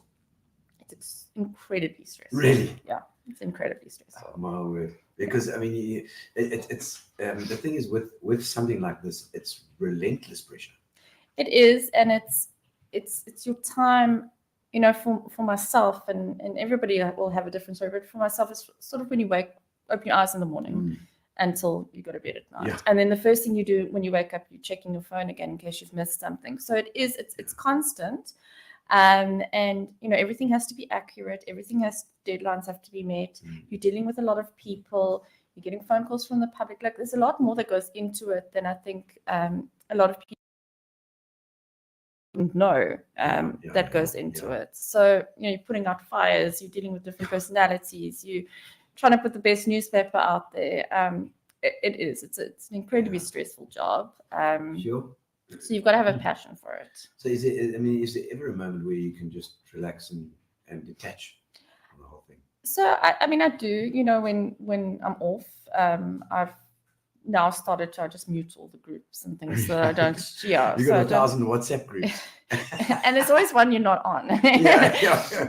No, so I've started to do that. So I mute them, even if it's just for 8 hours at a time. Yeah. I think a bad habit you pick up in our industry, and I've chatted to a couple of the parents in our industry as well, is that you're so used to your phone beeps, you pick it up, and you tend to do that when you're having a conversation with somebody, or chatting to your child or your spouse, and that's something you've got to control. You can't just It's good advice, because it's so true, and you've got to step back and look at that picture and say, well, what's wrong here? What's wrong with this? You're talking to somebody and you're looking at the phone. You've got 1,000 people on here, so you're taking that audience wherever you go. Yeah, it's not great. No, it's not. So that's a habit I think we all probably need to come. So What about human interest stories? Things that, have you got any special ones? Look, I love to find human interest stories, and it's something that you can often find in the midst of a court case, or just recently, and not something that I had written, but like recently looking at, with the George building collapse. Yes. And Oh, my word, how yes. you find the stories of the Good Samaritan that's assisting people, and the canine, the dogs that were. I saw there was a woman that was trying to that sort of counsel the dogs. They try and calm, no, because it's very stressful for them as well. Shame, yes. So those are the kinds of stories I always like to find. Like Always a dog push. psychologist. Quite fascinating. Yeah. I think she was actually from Crawford-Net, if I'm not As mistaken. well. But Lots of talent coming out. But somebody once told us, she used to work with us, and she once said there's always a link to the Eastern Cape. Yeah. Somehow. You just need to find it. And so that's something that we try and do. And you sometimes find just the most fascinating stories in the most tragic of events. Yes. So I mean, we say this show is about building Karecha PE. I mean, do you have a lot of hope for PE? I move do. this a bit closer to you because it's raining a bit. Okay. I do. I try to have a positive outlook, and I think that Port Elizabeth has so much potential. There's such amazing, warm people here. Yeah. And it's a community. I mean, looking at these floods and how, we were chatting about it in one of our meetings, how there was a man from a little spaza shop who was taking the little bit of what he had and said to people, just come into my shop, I'll give you food or a sandwich. And it's just incredible that people can be that kind. And generous when they've got nothing themselves. When they've got and those are always the kindest people. So I think that if in Port Elizabeth, and I'm not even talking about politics or crime or anything, if people can find that, I think anywhere there's hope, and there is so much of that. There's plenty. Yeah. Ever been part of an investigative team that's uncovered something? It's like a sleuth. Have you ever done something like that? Yes. Yes. We were in East London, and we. It's a long time ago, so I'm trying to remember the details. But it was a cold case. It was cold case. It was a case that had gone completely dead. It was a woman. Yeah. She was from then King Williamstown. Okay. And she was a waitress, and she went to, and I'm hoping I'm getting all the details right. She went to work in, I think it was Johannesburg, and she went missing. Nobody ever saw her again. Okay. And she had a young child back at home. And anyway, this house that she was living in back in Johannesburg, I think it was, they renovated the house after many, many, many years. Yeah. And this letter was found in the house. It was like in a slot in the wall. Yeah. Where she'd written about what she feared was going to happen to her. Oh, And it sounds like something out of a movie. It sounds like something. But and still nobody knew who she was. And anyway, we managed to trace her family to King Williamstown. Yeah. And we went out there and we interviewed the family, and I mean, it was her. It was Jeez. so. Look, she was never found, but it was definitely her, and the suspicions were then as to what had actually happened to her. Yeah. Oh, my So it was it was a fascinating story. I must actually go and look for it and read it again. Yeah. Okay, so what does a typical day look for you? Okay. What time do you get up in the mornings? All right, so I get up, about 6 o'clock, have some coffee, get the kids ready for school. Oh, so you're a coffee fiend. Have you got a nice coffee machine? I do, but I hardly ever use it. Oh, no. I know you are into your coffee. So I have my cup of coffee and then get kids ready for school. Yes. I generally pack their lunch boxes the night before. That's everything. Good mommy. So pack that into their bags. Then it's, my son, you have to hold him upside down and shake him a bit to try and wake him up. And then my husband generally takes them, drops them off, which is great. And then once I'm ready, it's straight to work. I mean, it's all that time I'm communicating. If I go to gym, I try to go, but not often enough. The whole time you're just kind of communicating with reporters as to where they need to go, what they're going to be doing. So where you now, what you're doing, just get that in, make sure it's in by this time. That's the biggest challenge. And then afterwards, it's you put together sort of, we call it a diary. So a list of the stories, and we have a meeting at 10 o'clock in the morning. So that's even early for me. So by that stage, all the stories are going to be ready. So with Alvin and Michelle and Michael and Karen, who's our online editor, we'll have a meeting, and then we discuss the stories and which ones we think could work, for front page, and ideas around them as well. And then it's kind of, so that's your experienced team there that you're working with that stuff as well, to get that newspaper ready every day. So and then it's just trying to get the stories in, editing them, making sure everything's there, placement, where they're going to go in the newspaper, and then of course, it's your day varies. So if everything's done, you are sort of done. But it depends on when the stories come in. I mean, obviously you have your very late nights, like with elections now, with the floods. So, And it's raining again now, so you might have some more. By the time you finish this interview, it's going to be, oh my God. My word. And I mean, I know anything. I mean, we've actually spoke a little bit before as well about the stories that you do, that's because you get quite attached and you get involved in it. Do you try and distance yourself? You can. I think that is something you learn with experience. So there was a story that always comes to my mind, and I wrote a little blog about it once, and out of respect for the family, I'm not going to mention his name, but he was a youngster that went missing in East London, and the family had quite a prominent family that hired a private investigator to try and find him, and they were trying to check his phone. The phone was off, and then they heard, no, he's there. Anyway, it was a long process, and I was with them when they found his vehicle had actually veered off the road. So he'd been there for a good couple of days, and I'll never forget that moment and rushing back to the office. And I couldn't get to the bathroom quick enough. I just got sick. I was so upset, and I couldn't take that story any further.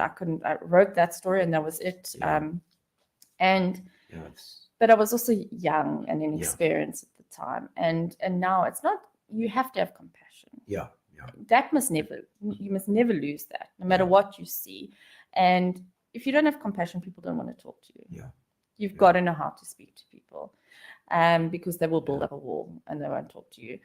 And but you also need to know that's my job. It's very sad. I can shed a tear. But now I'm going home, and that's where I'm leaving it. Do the work side of it. But you're saying it's so true that it's part of the job to get information from people, and you're not going to get it if you're aggressive or you got an attitude or something. And you've got to know your timing also has to be right. People have different grieving. They go through the different motions. Sometimes they're angry, they'll take it out on you or whatever it is. But you've got to just try and put yourself in their shoes, and you've just got to be compassionate. You've just that's the main thing I always say. I think as a court reporter, you had more of that reaction to what you were doing. So a lot of hostility, a lot of aggression, but you sort of, and there are times that it affects you, but you sort of learn to brush it off. And I mean, I'm not for 1 minute saying there weren't times that I would go home and I'd be quite upset because of something that was said to me, or a threat, or I never took the threats necessarily seriously, but there were moments that it hurts because you are just there to do your job. But at the end of the day, it kind of motivates you to want to keep going. I'm back. I'm here again today. I mean, the fact that you actually been through some of that is just like, it's a nightmare to think about it, you know. Yeah. But you're stronger than that, clearly, you know. But you know, we'd also find the lighter moments and things. Yeah. That's the. And any funny moments. We'd have to find the light. How do you feel about sensationalist stories and headlines, and those might hurt the subjects? Yeah, that's tough. Look, I think headlines also need to be a little bit catchy. Yeah. You know, it just nobody wants to read a boring headline. You've just got to be a little bit careful. You know, but sensational stories, it really also just depends. You've got to argue. You know, there's certain things we don't go near, that we don't touch. It's not worth it. Yeah. So, but I mean, you know, there have been stories that have come out with people running brothels or whatever it has been, and it's been interesting, and people have, especially for Weekend Post back then, people love those stories, and they also need to be told. Click on it. So but you've obviously got to draw the line somewhere. I mean, you can't, you know, we're not out there to hurt people. Yes. So So you do. There is that element, I suppose. You've got to look at all the time. Yeah. And have you ever faced an ethical dilemma when reporting a story? Yes, I have. It's difficult. You know, Port Elizabeth is such a small place. So, Yes. And often you know the people that are being written about. Yeah. And you can't say anything to these people. Yeah. But you also know tomorrow morning. It's going to be a Musa reaction. Yeah. So it has, but we also always, you know, you've also got to like, okay, well, it is my job. And, you know, we're being fair. Unfortunately, I did encounter an experience with somebody who to this day doesn't speak to me because of it. But I saw the importance of the story over and above that. And other times, you know, if it's somebody really like a good friend of yours or something, you know, I'll say, look, I know this person very well, a good friend of mine. I don't want my friendship to be affected. Could somebody else manage the story? So there are ways to sure. Yeah. Okay, so You know, hands off. I'm not going to say anything, but I just don't want to manage the story. So because you can't stop a story. No, absolutely not. No, that's one. That's no, you side. can't do that. So No, it's a bit of both. Personal challenges you faced in your career. Anything? Personal challenges.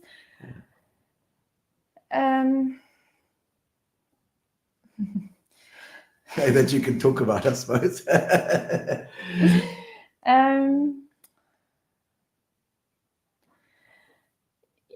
think more on a personal level that impacts your career is, you know, it's very hard sometimes to be in a career that's so demanding, and as I've said before, it's, you know, when you've got a passion and love for something, you'll find a way to do it, and it pays off, and the reward is amazing. And I've always wanted to raise my kids to see, you know, mommy works hard, and mommy, you know, I'm going to be able to provide for my family too. But in an industry like this, and I think you probably find it in the entertainment industry as well, there are times where you can't always be there for your family, and you can't fetch from school. Those moments when if it's a wedding or a birthday party, you know you're going to be buggered because something's going to happen and call you off to work.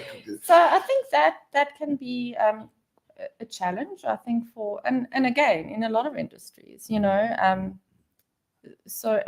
But it's part of the job. It's part and parcel. You can have a look at a couple of comments before we get into the last little section. Let's have a look here. It says it's a Helen Gaskin. It says, awesome in my beautiful friends and friend. Tell us about Helen. What did you say? What does Helen do?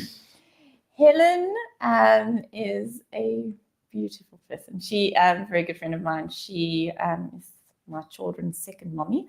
Okay. She is just a lovely good friend. Yeah. Okay, for many years now. Many, many, many years. Okay, I see fires coming on there. Kathryn, you're a soccer man. Buy tickets for the Gary Mabbott show. He's having a free advert. I love you, Mike. The Gary Mabbott show is on the 21st. Is a five-time cap England, and I don't know how many 400 games for not Manchester United. Was it Man U? I think it might have been Man U or Newcastle. I can't remember. I think it might have been Newcastle. You'll have to tell us, Mike, but he's like a famous soccer player that's coming out. Lighter note, please ask Kathryn to pronounce soup and pizza. Come, let's see. What are we having for supper, Kathryn? I don't know why. I can't say the word. Soup. Pizza. Soup. You say soup. I don't know why. It's a normal way to say. I mean, look, it's there's alternative ways of saying things. The proper name. Do you say pizza? Pizza. Well, it's a bit of Afrikaans coming through. I can't whistle either, so there's no. Can't whistle. And soup. Like do you say suitcase as well? Suitcase. Yeah, I see. Oh, no! There's another one. There's another one. Soup. I know people that say soup also say suitcase. Olga Williams said a massively impressive guest, says Mike. Thank you. Olga Williams, Gino's shirt is very apt. Isn't it just, I got this. It was a gift about 5 years ago. I don't know. 175 years. When was it? That was 5 years ago. 5 years You're ago. going on It's 5 years ago. 180 now. It's 180 now. It's and it still fits. And it still fits. It's still the cycling. Have there been any mistakes that your team has made early in the career? And did you learn from those mistakes? Obviously, you must have learned from them, but any ones you can remember? We were once taken to the ombudsman for using the word lying. Look, things change all the time, but back then I remember they were filing contempt of court for not being truthful, but we used the word lying and we lost at the ombudsman. So I'm not really sure, but I don't think we appealed it or anything. But that was one. Fine. No, I think it was just an apology, a slap on the wrist. But look, unfortunately, there are sometimes mistakes that are made, and we try not to, and we've got structures in place to fact check, and there hasn't been anything for some time. But at the end of the day, everyone's human. Yeah. And there's going to be a mistake somewhere along the line. And I always say to my team, if you do make a mistake, you own up for it and own up to it, and you apologize. Then we deal with it. Your integrity is still intact. And then we deal with it from there. So Excellent. The God Samson said, say meteorological. Different words. Has there ever been an event in your life that's changed your perspective, like those little watershed moments? Oh, Gary. Gary knows something that we don't. No. Don't want to go into too much detail. My little one was very sick when he was born. Oh. Very, very ill. We almost lost him, but incredible doctors. Is that Adam? Adam, yes. Little Adam. Sure. Incredible doctors, and you know what? You just realize, and that's when you also saw the good nature of people, and people that were strangers became friends that were there for us. And now it's just looking at both my children and everybody else that I love. Every day is precious, and it's a blessing. So good. Yeah. Good. Okay. Yeah, that's when it comes to your children, it's always a big thing. It's true. Have you got a favorite story that you've written, and what makes it your favorite story? I never like to sort of, it's a story that unfortunately hurt a lot of people, and they obviously are still hurting. Incredible people that I met while doing the story. But I must say, from a work perspective, and I must be clear with that, I enjoyed covering the Christopher Panioti trial. And the reason being, because there were so many elements to it. So again, and I want to emphasize from a work perspective, I enjoyed covering that trial. I met such incredible people. Jade's family are just amazing. I take my hat off to them. Michelle.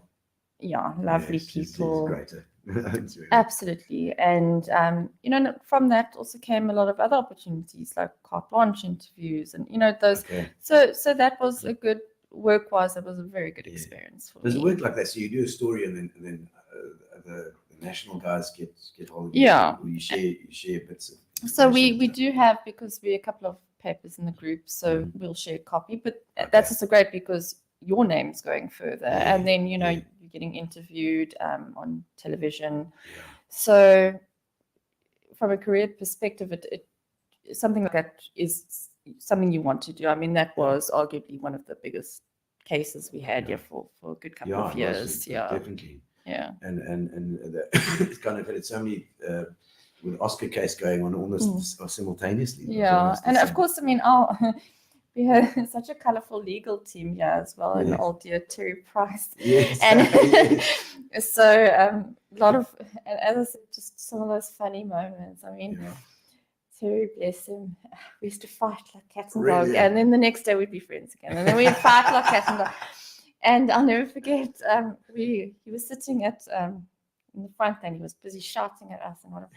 And there were no chairs left, so we swapped his chair out for this chair that was. And I remember him sitting in the chair, and he was like looking around to try and see who took his chair.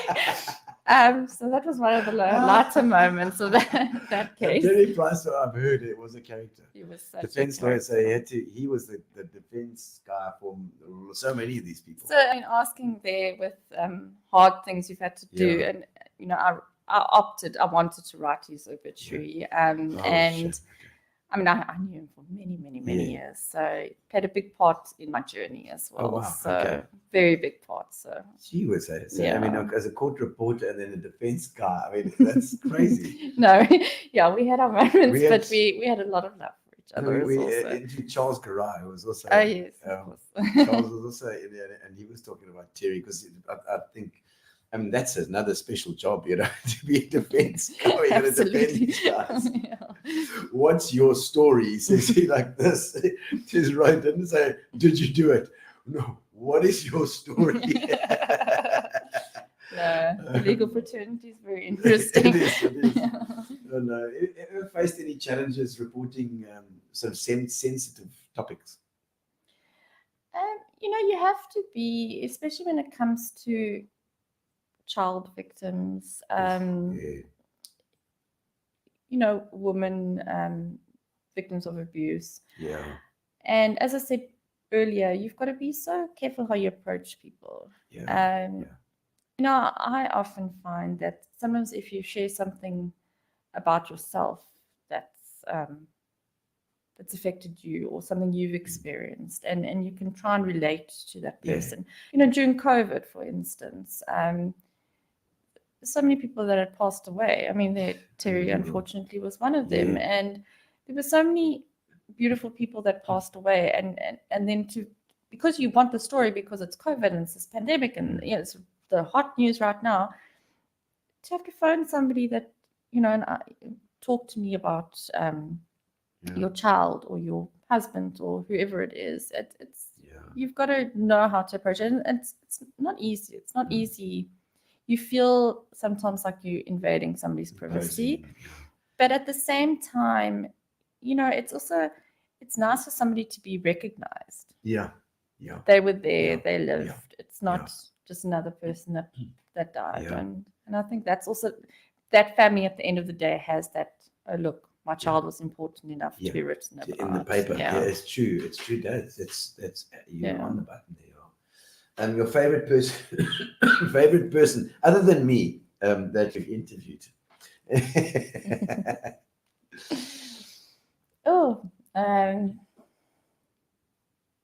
Favorite person I interviewed. It's quite a tough one if I think about mine as well.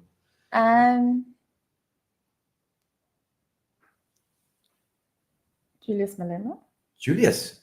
Did you have Julius in? Wow. And that was when he actually first started out. Yeah. Early days. early days. So charismatic, and Yes. he was quite an interesting character back then. Really? Still is. Was he cool to interview? Was he aggressive and all? No, not at He's all. got this way about him. He was captivating. Most nervous, funny enough, was with Cyril, with President Ramaphosa. I was the most nervous. Yeah. And I mean, Julius is pretty far worse than Cyril's. You know, Cyril back off. You'd think. There's been something interesting, not necessarily well-known people. Just interesting people along the way, really. Everybody's got their little avenue of interest as well, and you're sometimes surprised at the personality behind these people. Oh, absolutely. You get to see a different side to them. So but you're still my favorite too. Oh, good. I'm glad I'm still your favorite. How do you deal with the keyboard warriors? Is Elmarie Sampson, the ones who just won't go away? Trolls. We deal with that. It can sometimes be hurtful. It's not nice to sometimes read. Sometimes people attack you personally, and kind of will go after other people that you love. But I've just stopped reading the comments. Just leave it. Let people say what they need to say. So at least I'm putting my name to it. It's true. Okay. From my side, I would also like to know your musical interests. What do you do? You play an instrument at all? I don't. You don't? No. Blonky, nothing. My sister used to play the piano. No, I don't really. What music do you listen to though? What's your scene? I don't have a certain type of music. I enjoy certain artists that I enjoy. I also love my soppy love music, Lordy. I mean, like similar to the TV programs that you're watching. Really? There's a trend. Michael Bolton. No. He never takes a breath. He's the first person that he doesn't have to take a breath throughout his whole album. And then on the other spectrum, I enjoy some Billie Eilish. You see, so Billie Eilish. Well, that's very gothic of you. So I don't say gothic. It's not gothic anymore. It's very alternative of you. But is Billie Eilish really alternative? I don't know. Very alternative in a very popular way. So I. Okay. So quieter. If I like a song, I like a song. I don't really have a. But you go for the quieter kind of. I think so. You enjoy Enya and that sort of thing as well. No. I like Callum Scott. Callum Scott. I don't know. Is he right? I don't know the song. Do you have? I don't know. You got Gary's approval for that one. Yes. Any personal goals or items on your bucket list? I ticked one off the other day on my bucket list. Oh, really? Was to sit at a table with a bib, newspaper on the table, and eat crab, like with a hammer, like the Americans do. That was on my bucket list, and I ticked it off the other day. You actually got put that together and put it together and did it. Yes, we did. So that was one. I want to go on a hot air balloon. Oh. Even though I'm scared of heights, but I still want to do it. Okay. In the Serengeti or in Egypt or something? I don't know. I haven't thought that They do far. it in Egypt. But in the biggest one, I want a white Christmas. Like a white American. Like but like a proper American Christmas. Okay. Yeah. Like a one. I'm dreaming. So I'm a big Christmas fan. I've done that. I did that. You see now. We were in the Alps. We went up in the Alps, Santa Cristina in Italy. Oh. And we opened it up with a wine bottle. We took the wine and we stuck it through it, opened the window, stuck it in the snow. It kept the wine cold. It was a fantastic, and it was a lovely Christmas. It was beautiful. Have you ever done anything that gave you a big adrenaline rush? You're a big adrenaline junkie. So as I said, I'm petrified of heights. Oh, okay. So abseiling, all of those things gave me a big. That's a big no for you. I've done it. Bungee junkie. I've done it. I don't like to just say no, so I've done it. Okay. That's as far as adventurous I go. Is it, did you abseiled? Was it off the bridge here in PE here? No, Where was it? I think it was. I think it was in Oats. The Oats are in. And then down in the also cave? we did, yes. And then no, well, on a goes little around slope. the slope. And then also did the one in Titicaca. Oh. Well, that's hardly abseiling. Well, That's, Fuffy, what do you call it? You know, Fuffy slides. They go down the treetop. What do they call it? The canopy tour. Look, that's Very the best nice. you're gonna get out of me. Okay, that's and my hot air balloon. And did you crap yourself every time you went from tree to I tree? probably cried. I don't Okay. know. I just didn't tell anyone. Oh my word! Have you ever considered changing careers? And if you did, Yes. where would you? So Okay. another, actually, also on my bucket list Yeah. is to get my law degree. Oh, I that's quite a big bucket. That's going to take a few years. Or is it just add on to your degree? Did you do law a bit? a little bit with my journalism, but having spent so many years in court, Yes. you tend to obviously eventually pick up Yeah. quite a bit. So and I read a lot about if there's something I don't understand, I'll go and research it and read it and equip myself with that knowledge. So law is something I've always been interested in. It's not necessarily that I'd want to practice. It's just I would love to get my law degree. I almost Well, I feel like think I'm it'd doing be- myself injustice. I think it would. I think that you would completely nail it if you had to do it now, because you're interested in it. You know, very interested, very passionate Totally. about it. Yeah, I think you so- should do it part time. and then you can come and interview me when I've got my when law you've degree. got your law degree, and then we'll see where you're going to go from there. Yeah. We can sit down and have some. What's that round thing with the cheese and thing of this, where you cut them into slices? You cut it into triangle slices, and it's good round. It's Brie. cheese. No. The big one. Camembert. No, that's it's like a bread thing with cheese on it. Nobody knows. It starts with a pizza. Oh my Oh. goodness. Pizza. Pizza. Okay. We'll have to have some of that runny stuff before we have that too. If you could interview anyone in the world, past or present, dead or alive, who would it be, and why? It's actually something I've never really thought about. Oh, well, I thought about it. You need to go into Well, I don't want to give any of the obvious answers. Yeah, like Freddie Mercury or Oh, Mandela. I love his music too. Oh, do you like Freddie? Okay, Yes. there you go. That's good.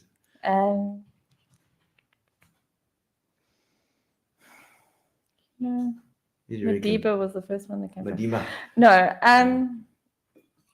if I could get Anyone. like, Gino, you're putting me on the spot now. I don't know. No. I need to Okay. think about Yeah, it. you think about it. I think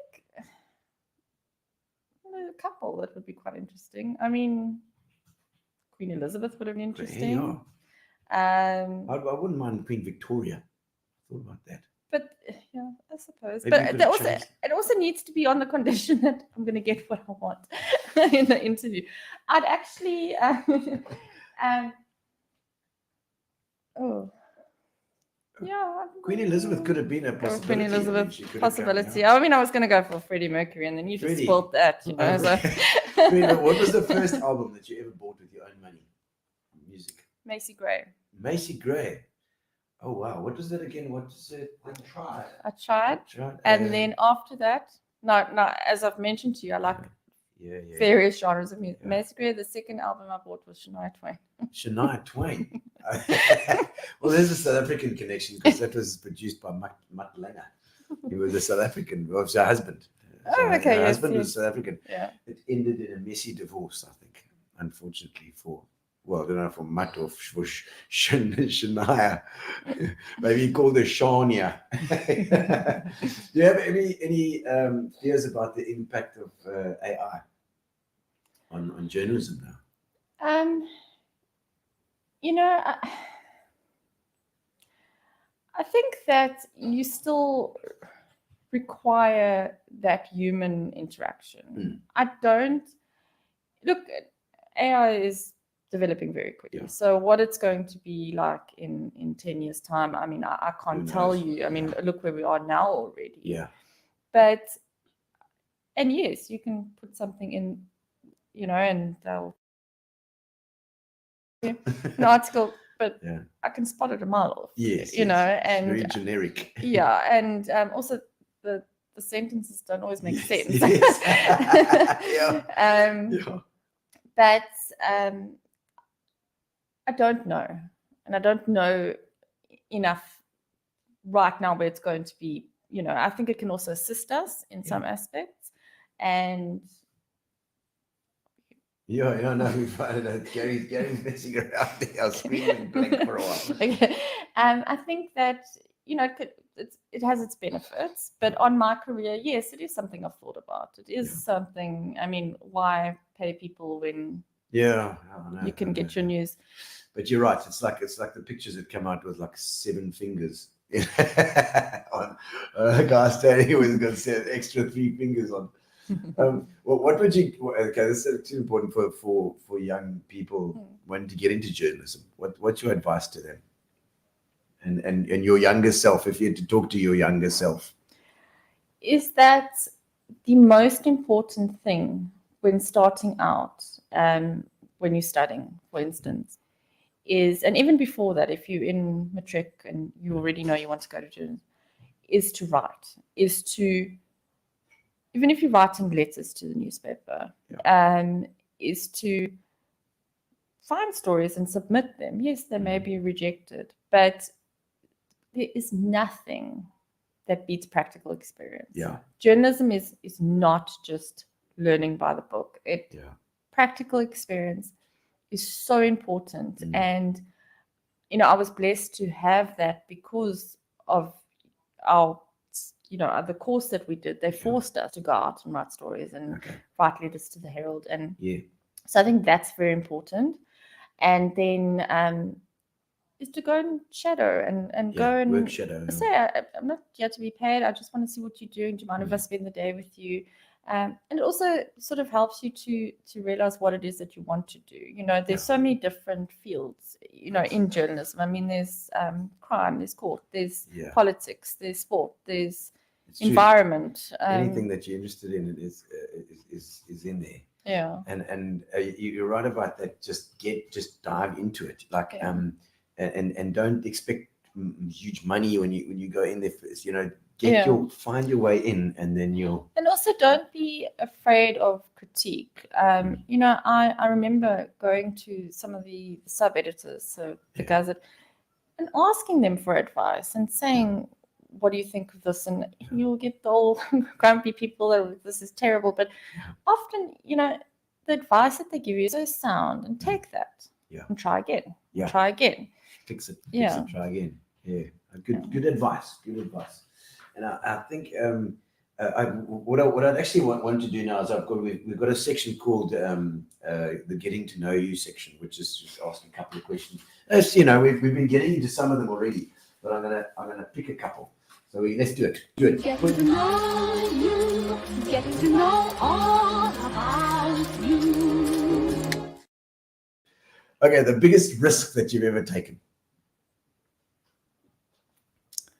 Quitting my job, where I had a stable income and flitting off to overseas. Michael Kimberley, all the way overseas. Yeah. You were a hell of a risk, Michael. My soul. And having babies and also, I agree. You got this beautiful job here that you're quite happy with. I was quite content. The Sun was a very nice newspaper. What is the stuff when you left? Kathryn, it was. That's why it's no longer around. I didn't enjoy it as much, Wasn't Barbara involved there as well? I can't remember. Barbara Robson. Was she the Sun? I can't remember. No. Well, maybe prior to me. Not. We weren't there at the same time. Okay. Yeah. All right. The most nervous that you've ever been. Right now. No, I'm joking.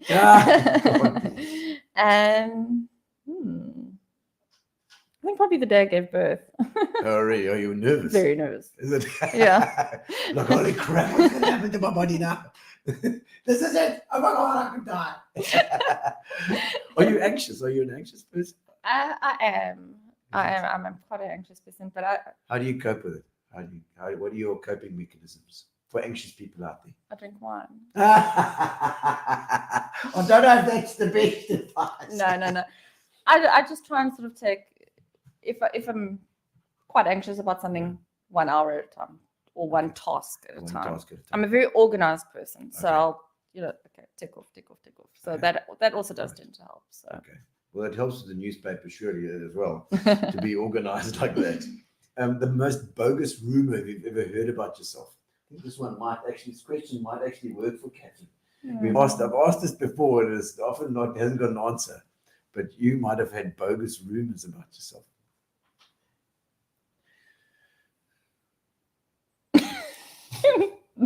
Nothing. You got nothing for me. I've got, but I'm not even going to say. Oh no, you've got an interesting one. No, tell me what bogus rumors. I'll tell you. I mean, what could it possibly be? That you just said a brothel or something? Or you mean partially true? You mean? No, skip. Okay, skip that one. I'm going to hear about it afterwards. How has your life been different to what you imagined? Well, I never imagined having so many bills to pay. We forgot about that. But I thought I'd have more family around, I think. As I said, most of our family is abroad. That would have been great to have them around. We'll communicate and try and see each other as often as possible. But that would have definitely been different. And, also... So, did he pass away? Yes, my dad passed away a good couple of years ago. But, so I think that... I don't think you ever really imagine... having to do so much on your own, Your siblings all both overseas? So my eldest is because I can watch this, you can tag them, you can wave to them. But most of our family is, but it's I think that's different. But other than that, I always kind of just imagined a quiet life. So it's married, been kids, pretty planned. Work, picket fence. Other than the bills and the bogus rumors. The bogus rumors. Oh God, you're quite interested in this bogus rumor. In what ways do you sabotage yourself? I think self-doubt sometimes. Not giving myself enough credit. I know that I am an incredibly strong woman, and I think that's very important for people to own. And so sometimes I think there's not enough hours in the day to get something done. And you know what? Every single day it gets done. It happens. It gets done. It's okay. Yeah. And there's always something new. So you just got to solve it. Yeah. One bit at a time. Yeah. Okay. Your biggest irrational fear? Well, I suppose heights. Irrational. Oh. When something crawls into my ear when I'm sleeping. Yes. You're just worried that it's going to happen. If sometimes if I hear a mosquito, then I block your ears. I'm so scared something goes into my because they might get into your brain and then start. Well, if you start, writing things like, I'd really like to suck the blood from this person, and you know that a mosquito's got in there. Yeah, that's one of my irrational. Oh no. If you had enough money to never work, so you didn't have to do anything, got millions and millions, what would you do? Travel. Just travel. Travel. Yeah, definitely. Is it? You like the traveling? Go eat out everywhere in the world. Yeah. Lovely. Nice. Maybe a cruise. Well, how do you feel about cruises? Oh, absolutely. I'd love really? that. You don't mind the sea? No. No heights, but sea's fine. Even out there in the ocean. Sea's fine. Is it? Oh, that's right. Let's see. The worst job that you ever had? Definitely the call agency. Call agency. In London. I was so bad at it that I got fired. Oh, no. Well, they didn't really. They said, "We'll just pay you till the end of the day, but you can go now." And I mean, I would phone and ask if they were interested in buying something. Cold calling. Yeah, cold calling more Yeah. like it. And they'd go, "No, thank you." Just say, "Okay, no worries, bye." And then they were listening. And they're like, "You've got to be more forceful than that." I couldn't do it. I'm not a salesperson. You have to try and get them. Yeah. No, So no, that wasn't a good one. It was terrible. Well, it is a bogus rumor. It was a cool girl. Here you go. Your most prized possession and why? I asked you that question not so long ago. Did you? Oh, yes, I did. You did. I did have that question. Yes. Most prized possession. I know it's. Yeah, I mean, obviously, not possession, but my kids, my pets, my family, my loved ones. But if we're going to talk about possession, there's to be a thing. I'd say some of the jewelry that I got from my mom and grandmother. And so it is also attached to people. Yeah, I think it has to be. I think I'm not a sort of sentimental person until it's something that it's attached to my children or somebody I love. Okay. Then otherwise, I mean, stuff. You're not a big. No. They don't care about stuff. Not overly. No. I like nice things.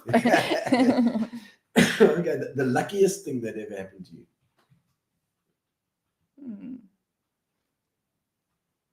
I once won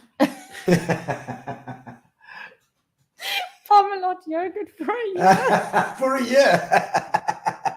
Parmalat yogurt for a year. You had a good gut after that, though. I was giving this stuff away left, right, and center. Luckiest. Jeez, well, that's pretty lucky. I don't know if it's lucky. They're pretty lucky. I just SMS'd for fun. I didn't even think twice about it. There you go. What a competition. Oh, that's a good one. That is a good one. Do you dread any social situations? Look, I sort of find myself I can chat to anyone, talk to anyone. There are sometimes those awkward sort of social events you have to go to. You didn't really want to go, and then cocktails and certain people you thought were going to be there aren't there, and you find yourself just kind of sitting, schmoozing around, pretending you're very busy on your phone. So that can be, but I have a couple of times. I've just tried. Those ones they can be a bit tiresome, but I'm all right. I'll get in everybody. I'm like, take you with me next time. I'll be there. Okay, let's have two more. We'll do two more. Okay. Have you ever laughed so much that it left a memory, an indelible memory? Or you can broaden that if you want, because you can say, if you found you enjoy laughing, you found something funny, or a funny story. I'm giving a million things. Gary says I wasn't asked 1,000 questions in one question. Do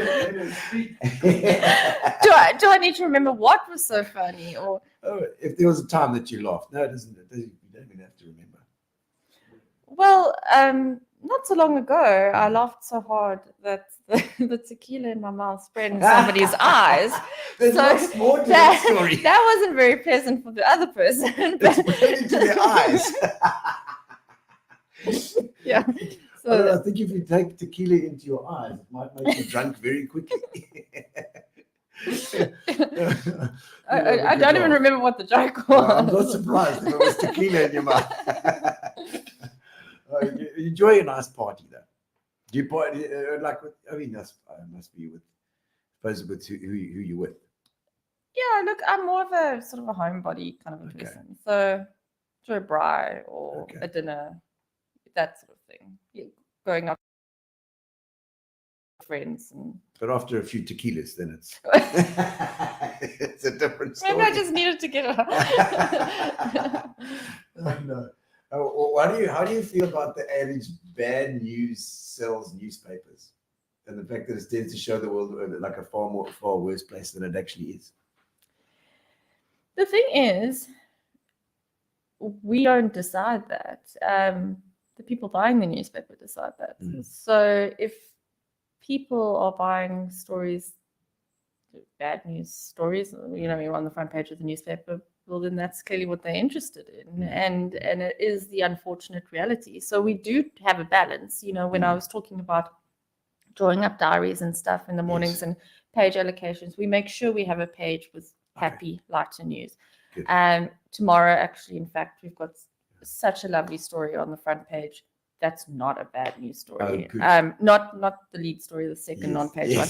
It's a lovely story, and it's such a warm-hearted, beautiful story. So it depends really on the day. It is what it is. It's going to come up on my phone. Okay. It's a lovely story about two people that met for the first time. Oh, lovely. I like that. And then do you think the world is a better place than it was before? Do you think we're getting better? Look, I mean, South Africa has come so far, and yes, absolutely for the better. We just need to remind ourselves of where we're going. The world in itself, certain aspects, yes, but there's been good and bad along the way, unfortunately and fortunately. So. And I think, because people always say, the good old days and the things, and quite often it's... I hate that phrase because your good old day might not be somebody else's good old day. So I hate that phrase. So, you're right. There are certain things that you look back and you focus on one little thing, and it's actually, if you look at the whole, it's been an improvement since then. And we hope that it's going to be better now as well with the elections. The elections as they are. What do you think? You're not the political editor. I'm not. But I wonder how it's going to pan out for NMB. Have you had any news of that? I think there very well might be a coalition government again, but I'm not the political expert. So that's just from what I've been seeing and reading here. Well, we look forward to the Herald's pointing out everything that we need to know about that, because that's what I'm keen on. And Kathryn, it's been amazing. Last questions always, if so that you can remember a story where something's gone completely wrong, and then when something's gone completely right as well. What would you say? I love hearing the ones where things went wrong. What should we talk about today? It was today a bad day. Oh, dear. It's just more than a recent thing. No, everything went completely wrong. Yeah. Catching me off guard. I suppose it's just, one of those days in South Africa sometimes when it's from one failure to the next, and you're going to have this newspaper full of bad news, you mean? No, we've had, issues with like at work, just stories coming late, electricity outages, problem with the printing. These things happen. And have you ever been late for the print? We have, but with exception.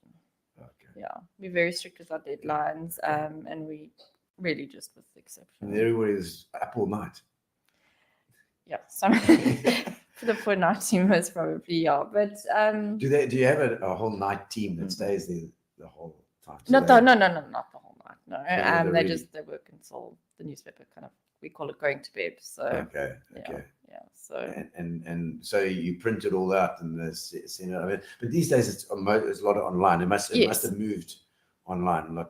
So we send it off, and then they obviously the printing press, and from there the newspapers get delivered. Because like people should still like to have their newspaper in the morning. I enjoy my hard copy of a newspaper. I do, but I get it online now. I do. I've subscribed for the last I don't know how many years, and it's great. At least I can read those stories, and to support the local newspaper is so important, because it's us. That's all we got. Is our you know, the things that can give our news out. You know, the thing is, it's a lot of people sometimes like criticize the newspaper. Oh, you know, who wants to read? But you want your news. You want it somewhere. Of course, and you want truthful Whether news. You it's- can't just look at social media. It's a bunch of crap. You know, don't know if it's true or not. It's like you'd go and, you know, I'm going to use report on the court case, and then you'd run into difficulties. No, but the media can't be in here. You can't report on the court case. And I'd say, but what about Oscar and everybody? Yeah. Everybody wanted to know what was going on. The course. newspaper has to be there. And to take that further, if there's no media and, you know, your turn comes where you've done something remarkable, well, then who's going to write about you as well? Yeah. So I just, I think people don't always think about the consequences of there not being the media there to inform and educate. And We've got to know what's going on around us. Yeah, we It's have got to be to. verified, and it's got to have a place a home where you can go and say, well, this is certainly happening. It's true. It's local as well. Yeah. So we have to support the local newspapers, and I mean, you know, there's News 24 as well, I suppose, for the national stuff too. Yeah. But I mean, you guys are our only for the Eastern Cape, for PE particularly, and Utenhage and Grieche and Dispatch. I mean, it's the only place where we're going to hear about our local news. You know. Yeah, and I think, I mean, that's why we're always encouraging people to write in, you know, send an email, give us a call. So you're cool. Because it must be, I mean, obviously it's good if people send in news. Yeah, and absolutely. And I mean, it goes back to the question about bad news. Do we feel that sells? Tell us your good news stories. Yeah. You know? Yeah. That's the thing. We want to know. Yeah. Well, we love having the Herald up here, and we love having you. Thank you for having me. Thank you very much for coming in and giving us your time. We have got a competition that we're going to do as well. We've got Fitch and Leeds. They give us a free. They'll post it to you. In fact, they'll post you a case of Fitch and Leeds. And we've got a couple of new ones. I see they've got a new score now. There we go. Celeste Moon is our winner today. So Celeste. You know Celeste as well. Excellent. Lovely. So we've taken your money here, but otherwise we'll post it to you. Wendy will get hold of you, Celeste, and we'll get one posted to you. Thank you for joining us. Thank you so much, Kathryn Kimberley from the Herald. It's great to have her represented. And the story is fascinating. It's lovely to hear your journey. And remember, next week we've got Trevor Billett. Is that right? We have Trevor Billett next week. I think we could the week after. Okay, so Trevor Billett next week. Trevor is an interesting chap. He was with Williams Hunt and I think with BMW, and he's head of BMW, the Eastern Cape here, and he's full of stories and he's full of cup. So it's guaranteed to be interesting. Thank you for joining us. Thank you to Fitch and Leeds. And thank you to Emmanuel for our internet as well. Thank you, Grace Snapchat, for our food. And we'll see you next time. Ciao. Oh, thank you so much. Relax, sit down. Coming out of PE town. Drink, find a shot. Never mind your liver. Get to Gino's spot. Gino Spot. Get to Gino's spot. Gino Spot. Have a laugh, have a giggle, and exercise your middle. Have a Gino shot.